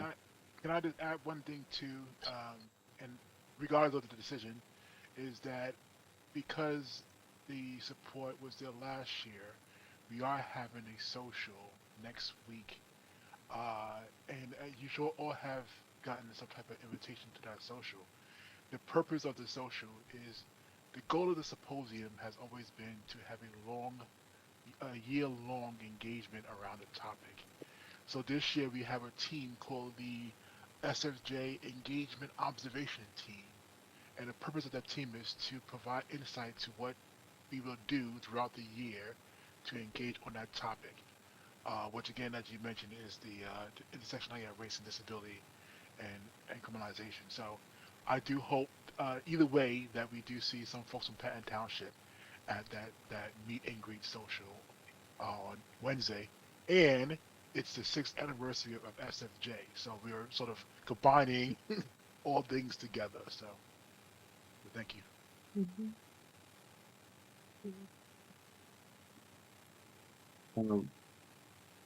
I would like to make it actually more formal instead of us just agreeing. We'll do like a vote. You have a second motion and a second, so you can just vote on it if you want. All right. So we have a motion to approve $1,000 for the Strategies for Justice Symposium sponsorship. We have a second. Any further questions? All in favor, signify by saying aye. Aye. Aye. Aye. Any nays? Abstentions? No. Motion passes. All right. Sponsorship request for tourism grant. So Tom and Maureen Connolly Range, who organized the Happy Valley Comics and Collectibles Convention, or Comic-Con, each year, reached out to the township. The event is typically held in Patton Township at the Nittany Valley Sports Center. And in the past, the Ranges have applied for and received a tourism grant from the Happy Valley Adventure Bureau in Center County. And these grants are funded through the hotel tax that is collected by the county. The county recently changed the eligibility for the grants, limiting them to nonprofit organizations and units of government. And under these new requirements, the Ranges are not eligible for a grant because they're neither a nonprofit or a unit of government. So they asked us if we would be willing to sponsor a grant for the event. And when I say sponsor, it would just be Patton Township would put our name on the grant, but they would administer the grant themselves. We've done this in the past. We've done this for some development projects in the township. The Abington Equine Hospital is one. Nittany Valley Sports Center is another. The Toff Trees West, some of the roadway improvements, some other things. So I put together, with some help from our solicitor, a memorandum of understanding that basically just provides that we would provide the sponsorship for the grant and kind of outlines what each side would do. And in essence, the township would be the sponsor, but the Ranges would actually administer the grant. So if you're okay with the MOU and with sponsoring the grant for the event, I just need you to approve it this evening, and then the Ranges can submit their grant application. Is actually due next week, so they can submit their grant for the event. Okay, I will entertain a motion that is listed in the agenda. I will move, sorry. Second. Second. And I do want to let you know that the Happy Valley Adventure Bureau grant, they extended the deadline. I believe it's like March 3rd or something. Great. So to double check, you can look on the website. Okay. Any questions? All in favor, signify by saying aye. Aye. Aye. Any opposed? Any abstentions? Motion passes. Motion passes. All right. Discussion of adopting a resolution affirming the township's commitment to upholding constitutional law.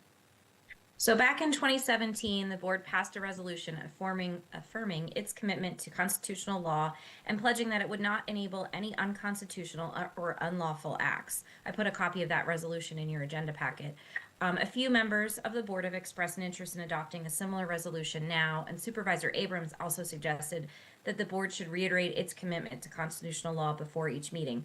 I did ask Betsy Dupuy, and she's on the call, if the resolution is actually still in effect that you adopted in 2017, and she advised that it is. So there's actually no action that the board needs to take unless you would want to update the resolution and revise it in some way, and then we could have it ready for your March 12th meeting. So we just need some direction as to how you want to proceed. If you do want to take Supervisor Abrams' suggestion, and we could include this language as part of the agenda packet. At the beginning, we do have the resolution on civility, basically at the beginning, meeting etiquette at the beginning, so we could include this as well. Just need some guidance from the board as to what you want to do. We'll entertain some discussion on this. Thank Supervisor Whitman starting to speak. Yeah, I found my little yellow hand. Yeah, I like Elliot's idea of putting it at the beginning of the agenda. It is what it is. It's stating what we actually have taken an oath to do, but same with our the conduct memo. We've all sort of agreed to that, but it never hurts to have it front and central.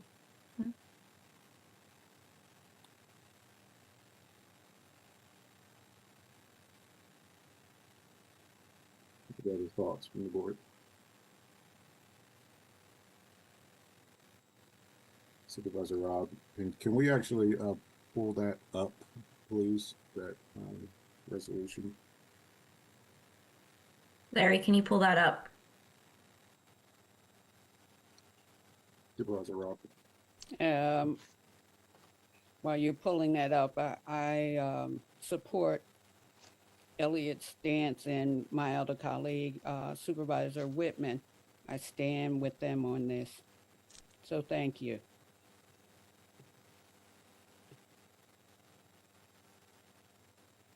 Supervisor Harchesi. Any thoughts? I stand with them too.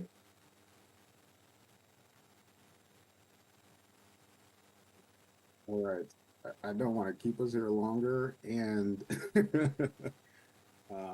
while I agree with the sentiment, I in looking at this resolution,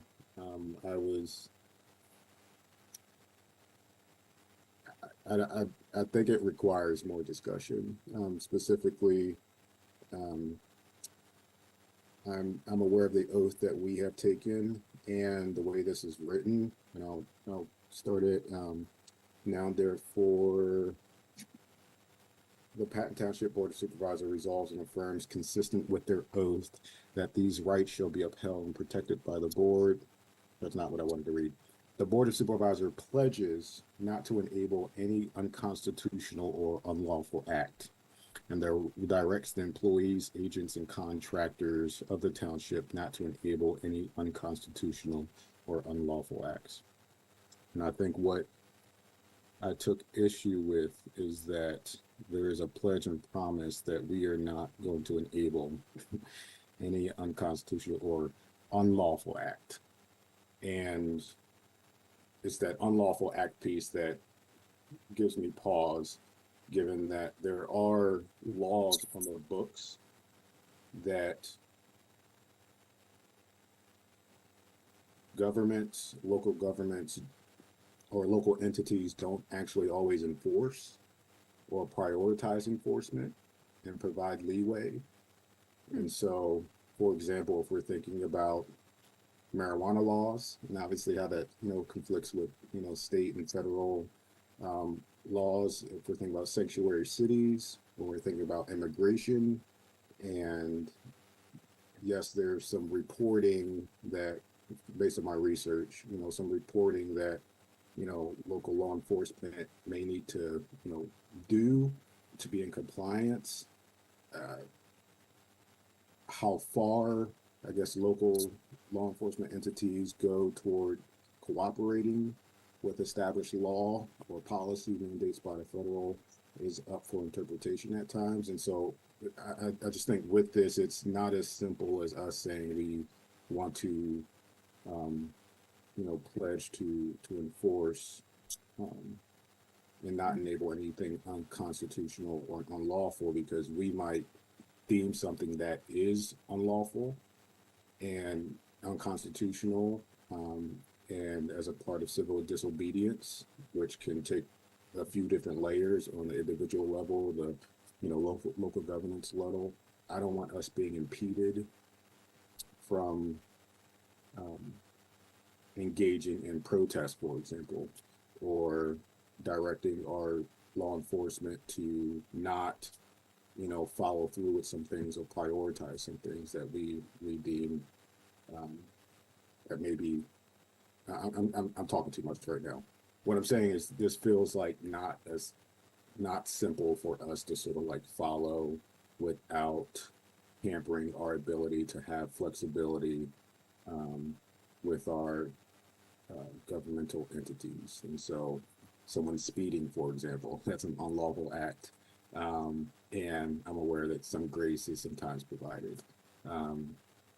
So yeah, I just think more discussion would be needed, and a wondering of like, what is the rationale and the intention of us to uphold this resolution or reaffirm it in the ways that is being proposed. So I'll stop there because I'm a little bit jumbled, but I hope that made sense.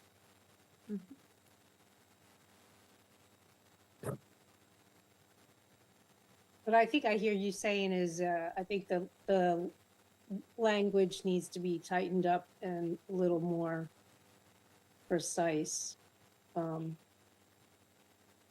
which I think is probably true because you don't want to back yourself into a corner.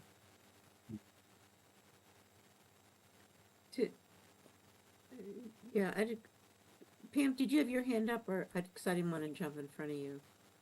No, go ahead. Oh, okay. I'll speak after you. I thought, I didn't know if you did or did you forgot to take it down, so I didn't want. I just, Sutan, you had some wording that you read, and I'm assuming it was some wording that you had worked on and been thinking about. So maybe you could bring that forward at another meeting. We can make this as a, unless you want to do it now.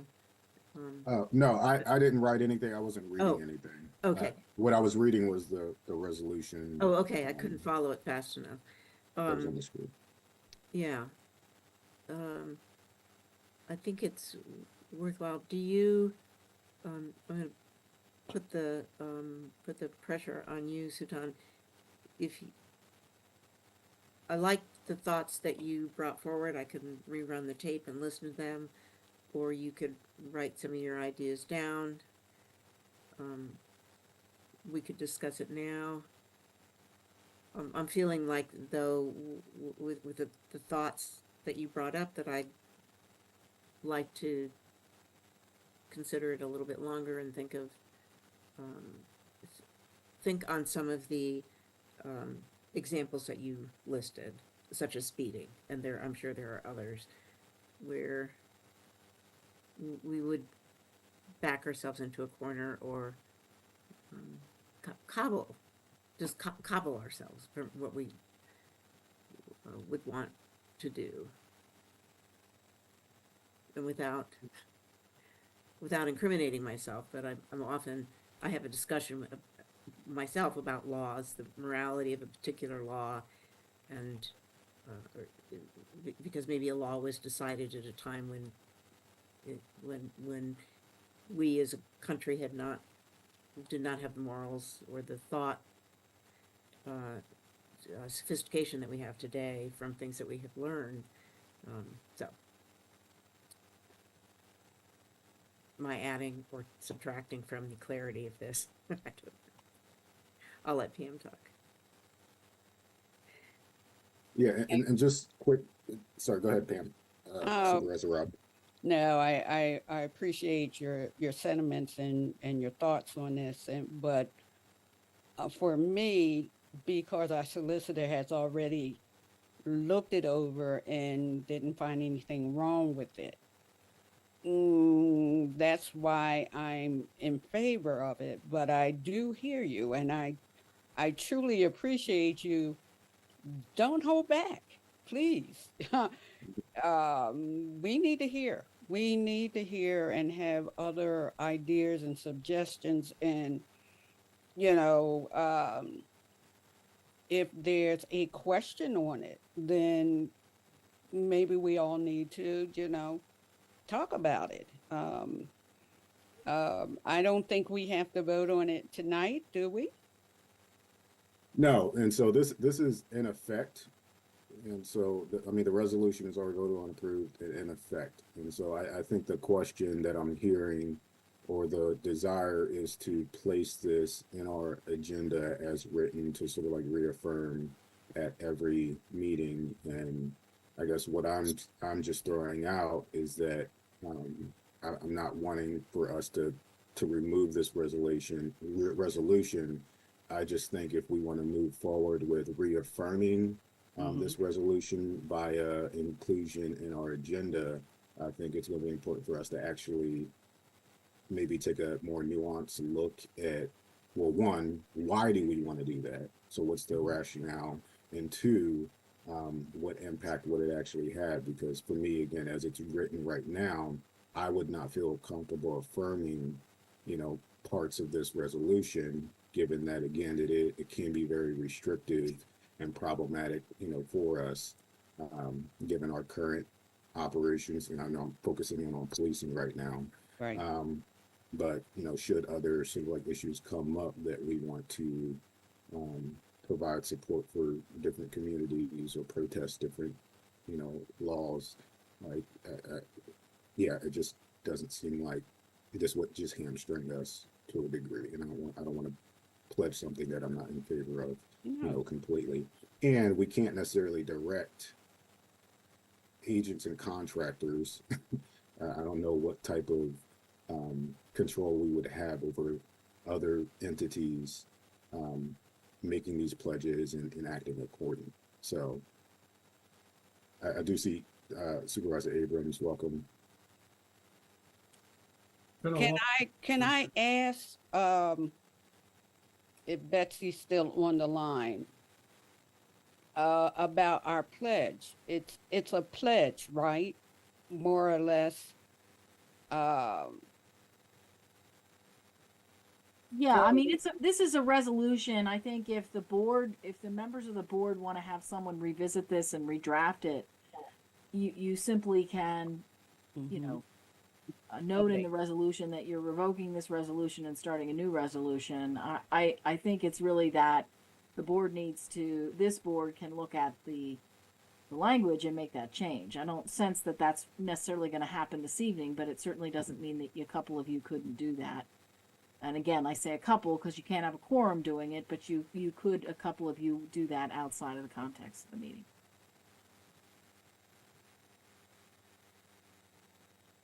Supervisor Abrams. Well, I just got here, so after a long afternoon, so I don't know if I have anything to add. You missed my whole tirade against this. So again, it was proposed to add this, taking your recommendation to add this to our agenda, and most people were in favor of doing that.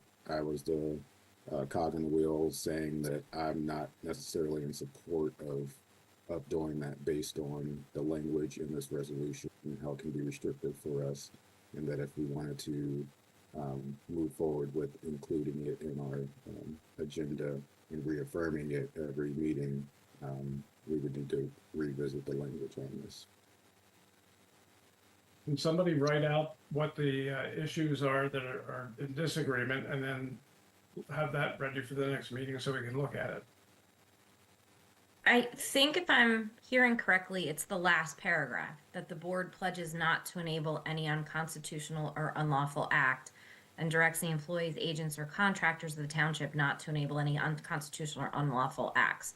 I think what I heard is that you guys are okay with everything else because, again, that's in your oath of office. And I don't know if he's still in the room, Tyler, but I think former Supervisor Jeff Luck was sitting in the room with Tyler. I don't know if he's still there, if he's anything he wants to add, because he was involved when this was adopted the first time.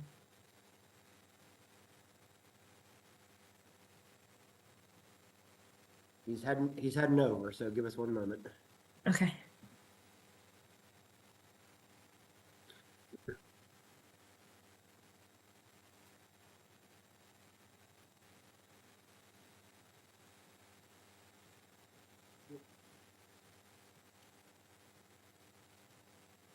Hi, everybody. Hello. I just came in really to provide some historical background on the resolution as it was first adopted.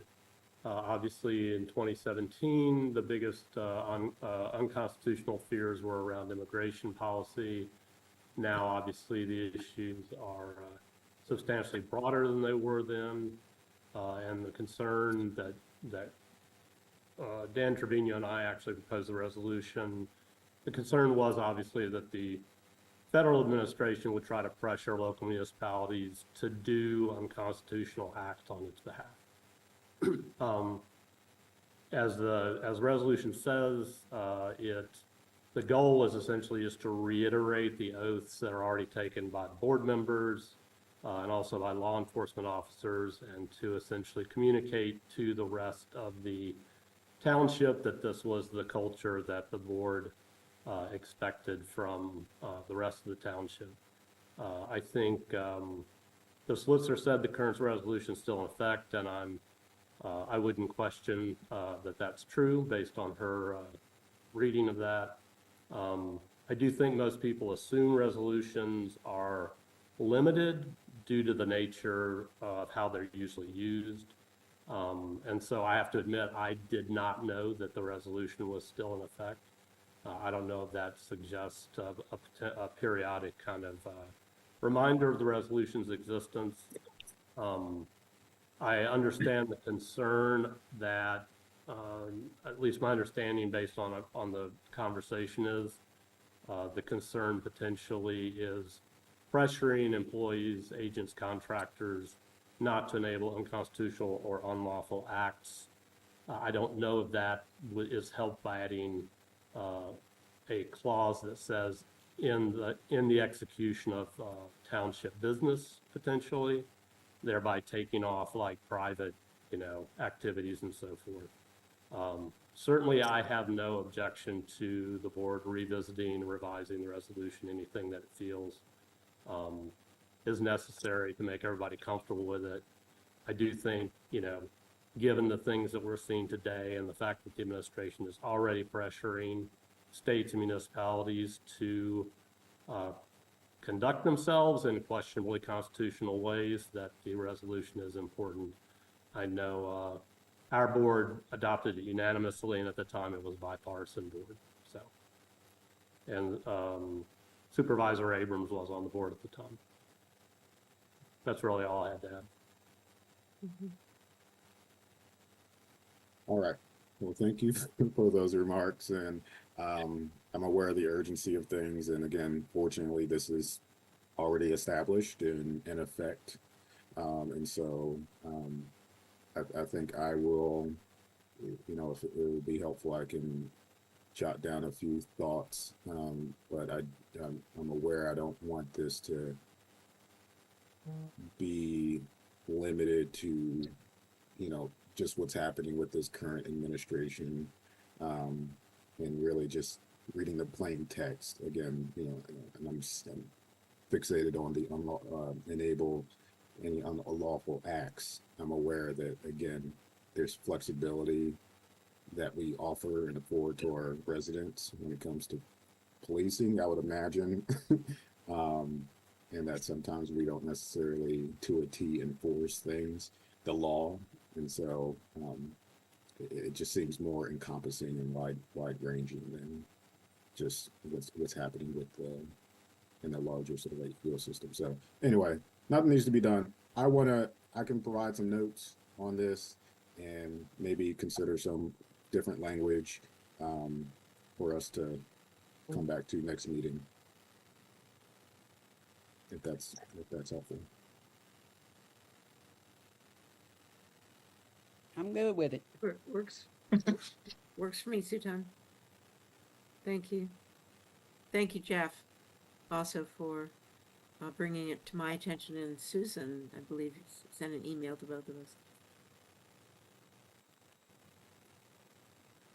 And I know, Chief, I'm making assumptions about how the law enforcement is had, making assumptions about flexibility sometimes and not being rigid with things. And so I just want to make clear I'm not speaking for direct knowledge of our law enforcement when it comes to enabling unlawful behavior. Yep, understood.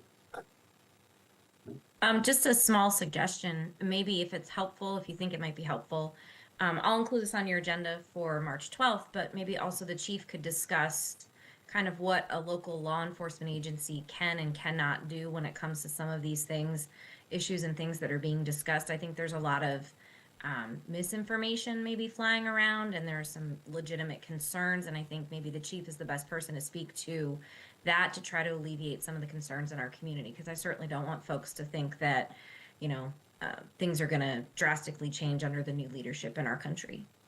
Exactly. Thank you for that. All right. So let's move down to consent agenda. I will take a motion, or unless there's any discussion needed, I'll take a motion to consider approval of the consent agenda. So Does moved. Elliot have his hand up for a reason? I did. Oh. I just wanted to say that let's look at that last issue and say, a year from now, will passing something new have been beneficial, hurtful, or in the middle, and then decide. To look at it. You know, broad- Yeah, and I, To the discussion point. yeah, and I think I hear that, and I think this goes back to maybe our discussions over the years, and at least some of the sentiments that I've been articulating around resolutions, and that I want to make sure there's more intentionality and like there's some teeth to like the resolutions. I guess the resolution, but more some like bite and teeth as opposed to just. Yeah, that's what I want. So I take and hear you, Supervisor Abrams. Might I, oops, Supervisor Whitman. thank you. Oh, sorry, I was a little slow. Also suggest that we find a way to have easy access to all of the resolutions on our webpage. I can't remember if we do right now or we don't. I can certainly look into that.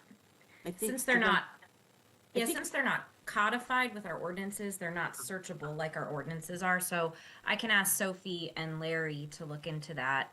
So see- we do have, I don't know if we go back to, 1894 resolutions, but we do have, I had Sophie start adding the resolutions a couple years ago. But if we neglect to give her that a resolution was approved, she might not have it on there. So, yeah, Amy and I will work with Sophie to make sure that all the resolutions are listed. But though, like Amy said, they're just going to be listed by number. You're not going to be able to search something in those are. You can't type in the search bar, I want the resolution on unconstitutional acts, and it would pop up. Understood. Okay? Thank you so much for that. Yeah, that might be what I was thinking of. You can't search them easily. I was only a kid in 1894. I was about to say. I was about to say in the sentiment, well, in honor of Black History Month, I would not want to go back to 1894. So, no, thank you. All right, consent agenda. I'll take a motion. Move. Second. Second, unless Susan did already. Okay, a little slow in the draw again. All right, any discussions? All right, all in favor, signify by saying aye. Aye. Aye. Any opposed? Any abstentions? Motion passes. Item number 9, managers report. Okay, I'm just going to touch on a couple of things because it's been a long night. Firstly, our real estate tax bills are preparing to be mailed. The county recently switched to a new software provider for the bills, and the township has made a very exciting decision, and that is we're putting the county taxes and the township taxes on one bill. So in the past, our residents got 2 bills to pay their taxes, and I always thought that might have been a little confusing. So now they will be on one bill. So residents will get one bill, and they're not being mailed out by the township anymore. So if there's any confusion, residents can certainly call us. They should be out around the first week of March. And after we had some bumps in the road with the transition, but the county has actually come to the front and sort of helped everybody out with the transition. So that's been helped. They've kind of switched mid-turn and helped us with some things that I don't think they realized needed to be done. So we appreciate that for sure. One other thing, and I was really excited to have our meeting in our room tonight because we've upgraded all of the technology and we're like super excited to play with it and our 85-inch screen, and like we learned how to use the new software. So it will have to wait until March, and I hope it really is as exciting as I want it to be in my head. But so in March you'll get to check that out. And then lastly, we have been having a lot of winter, and winter is no fun, but our road crew is still smiling, still getting through it. I bribed them with some treats yesterday. I gave them some cookies and some soft pretzel things.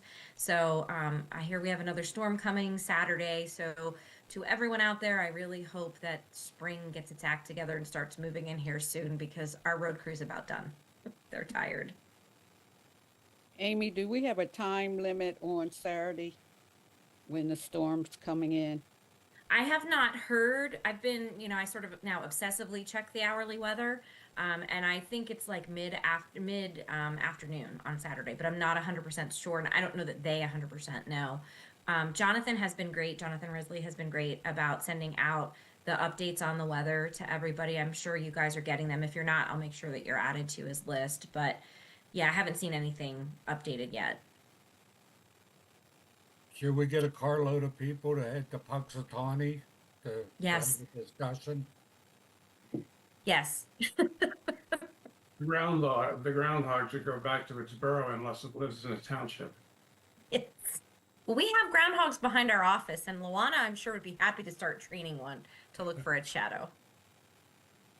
So with that, I'll answer any questions that you have.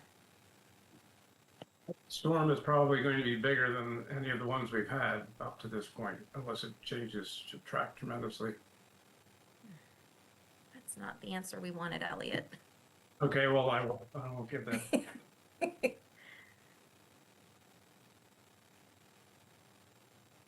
All right, seeing no questions. Thank you, Amy. Committee reports, anything that the board wishes to add to the reports? The only report, I just got notice that the public safety has been canceled until next month.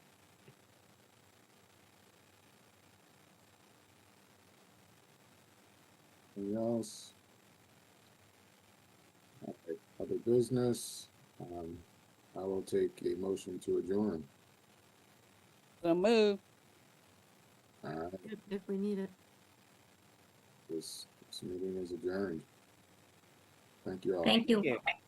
Happy Valentine's Day to everyone. And I want Happy Valentine's Day. I want to thank members of the public for joining us. I love to see that. So kudos and thank you. Yeah. Hey, quick, that the meeting is over, and I know I did a lot of talking today, but I want to say the shirt that I'm wearing today is a Walking Wednesday t-shirt. And so this to be clear, it's Walking Wednesday started with SFJ. We had a retired sergeant out of Chicago who him and his retired buddy started walking on Wednesdays. So we started doing it in State College. State College police have joined the Walking Wednesdays, as well as some of the residents in the county. I would love to see some Patton Township folks. So here's the deal. It's 7:30 in the morning, which is, I know it's quite early, but we are walking at the mall. So if you're like, hey, I'm up at 7 a.m. in the morning and you want to go to the mall, you can definitely spot me. I'm always wearing a Walking Wednesday shirt or jacket. And you'll see us just walking around in the mall. And State College Police has joined, and we would love to see Chief Charlie in some of the offices if they are. I know that it's also court day, which has been a problem. But hey, just want to put it out there. Yeah, see, I have it on my schedule because, but like you said, it's a central court day, and then we just got picked up with our in-service. So hopefully we'll be able to make it here in the near future, though. Absolutely, that's what to put it out. Thank you so much. Yep. Hey, everyone. Oh, and Amy, one more last thing. The road crew. So they accidentally locked off my mailbox. Oh no. I was going to email you, but before I got a chance to email you, they came by to give me a new one. So they're really got me, and they're like on their game. Just want to put it out there. So. Thank you. I will share that with them. Thank you. Yes. All right. Have a good night, guys. Take care, Terry. Bring your dog to Walking Wednesday, Susan. Steve.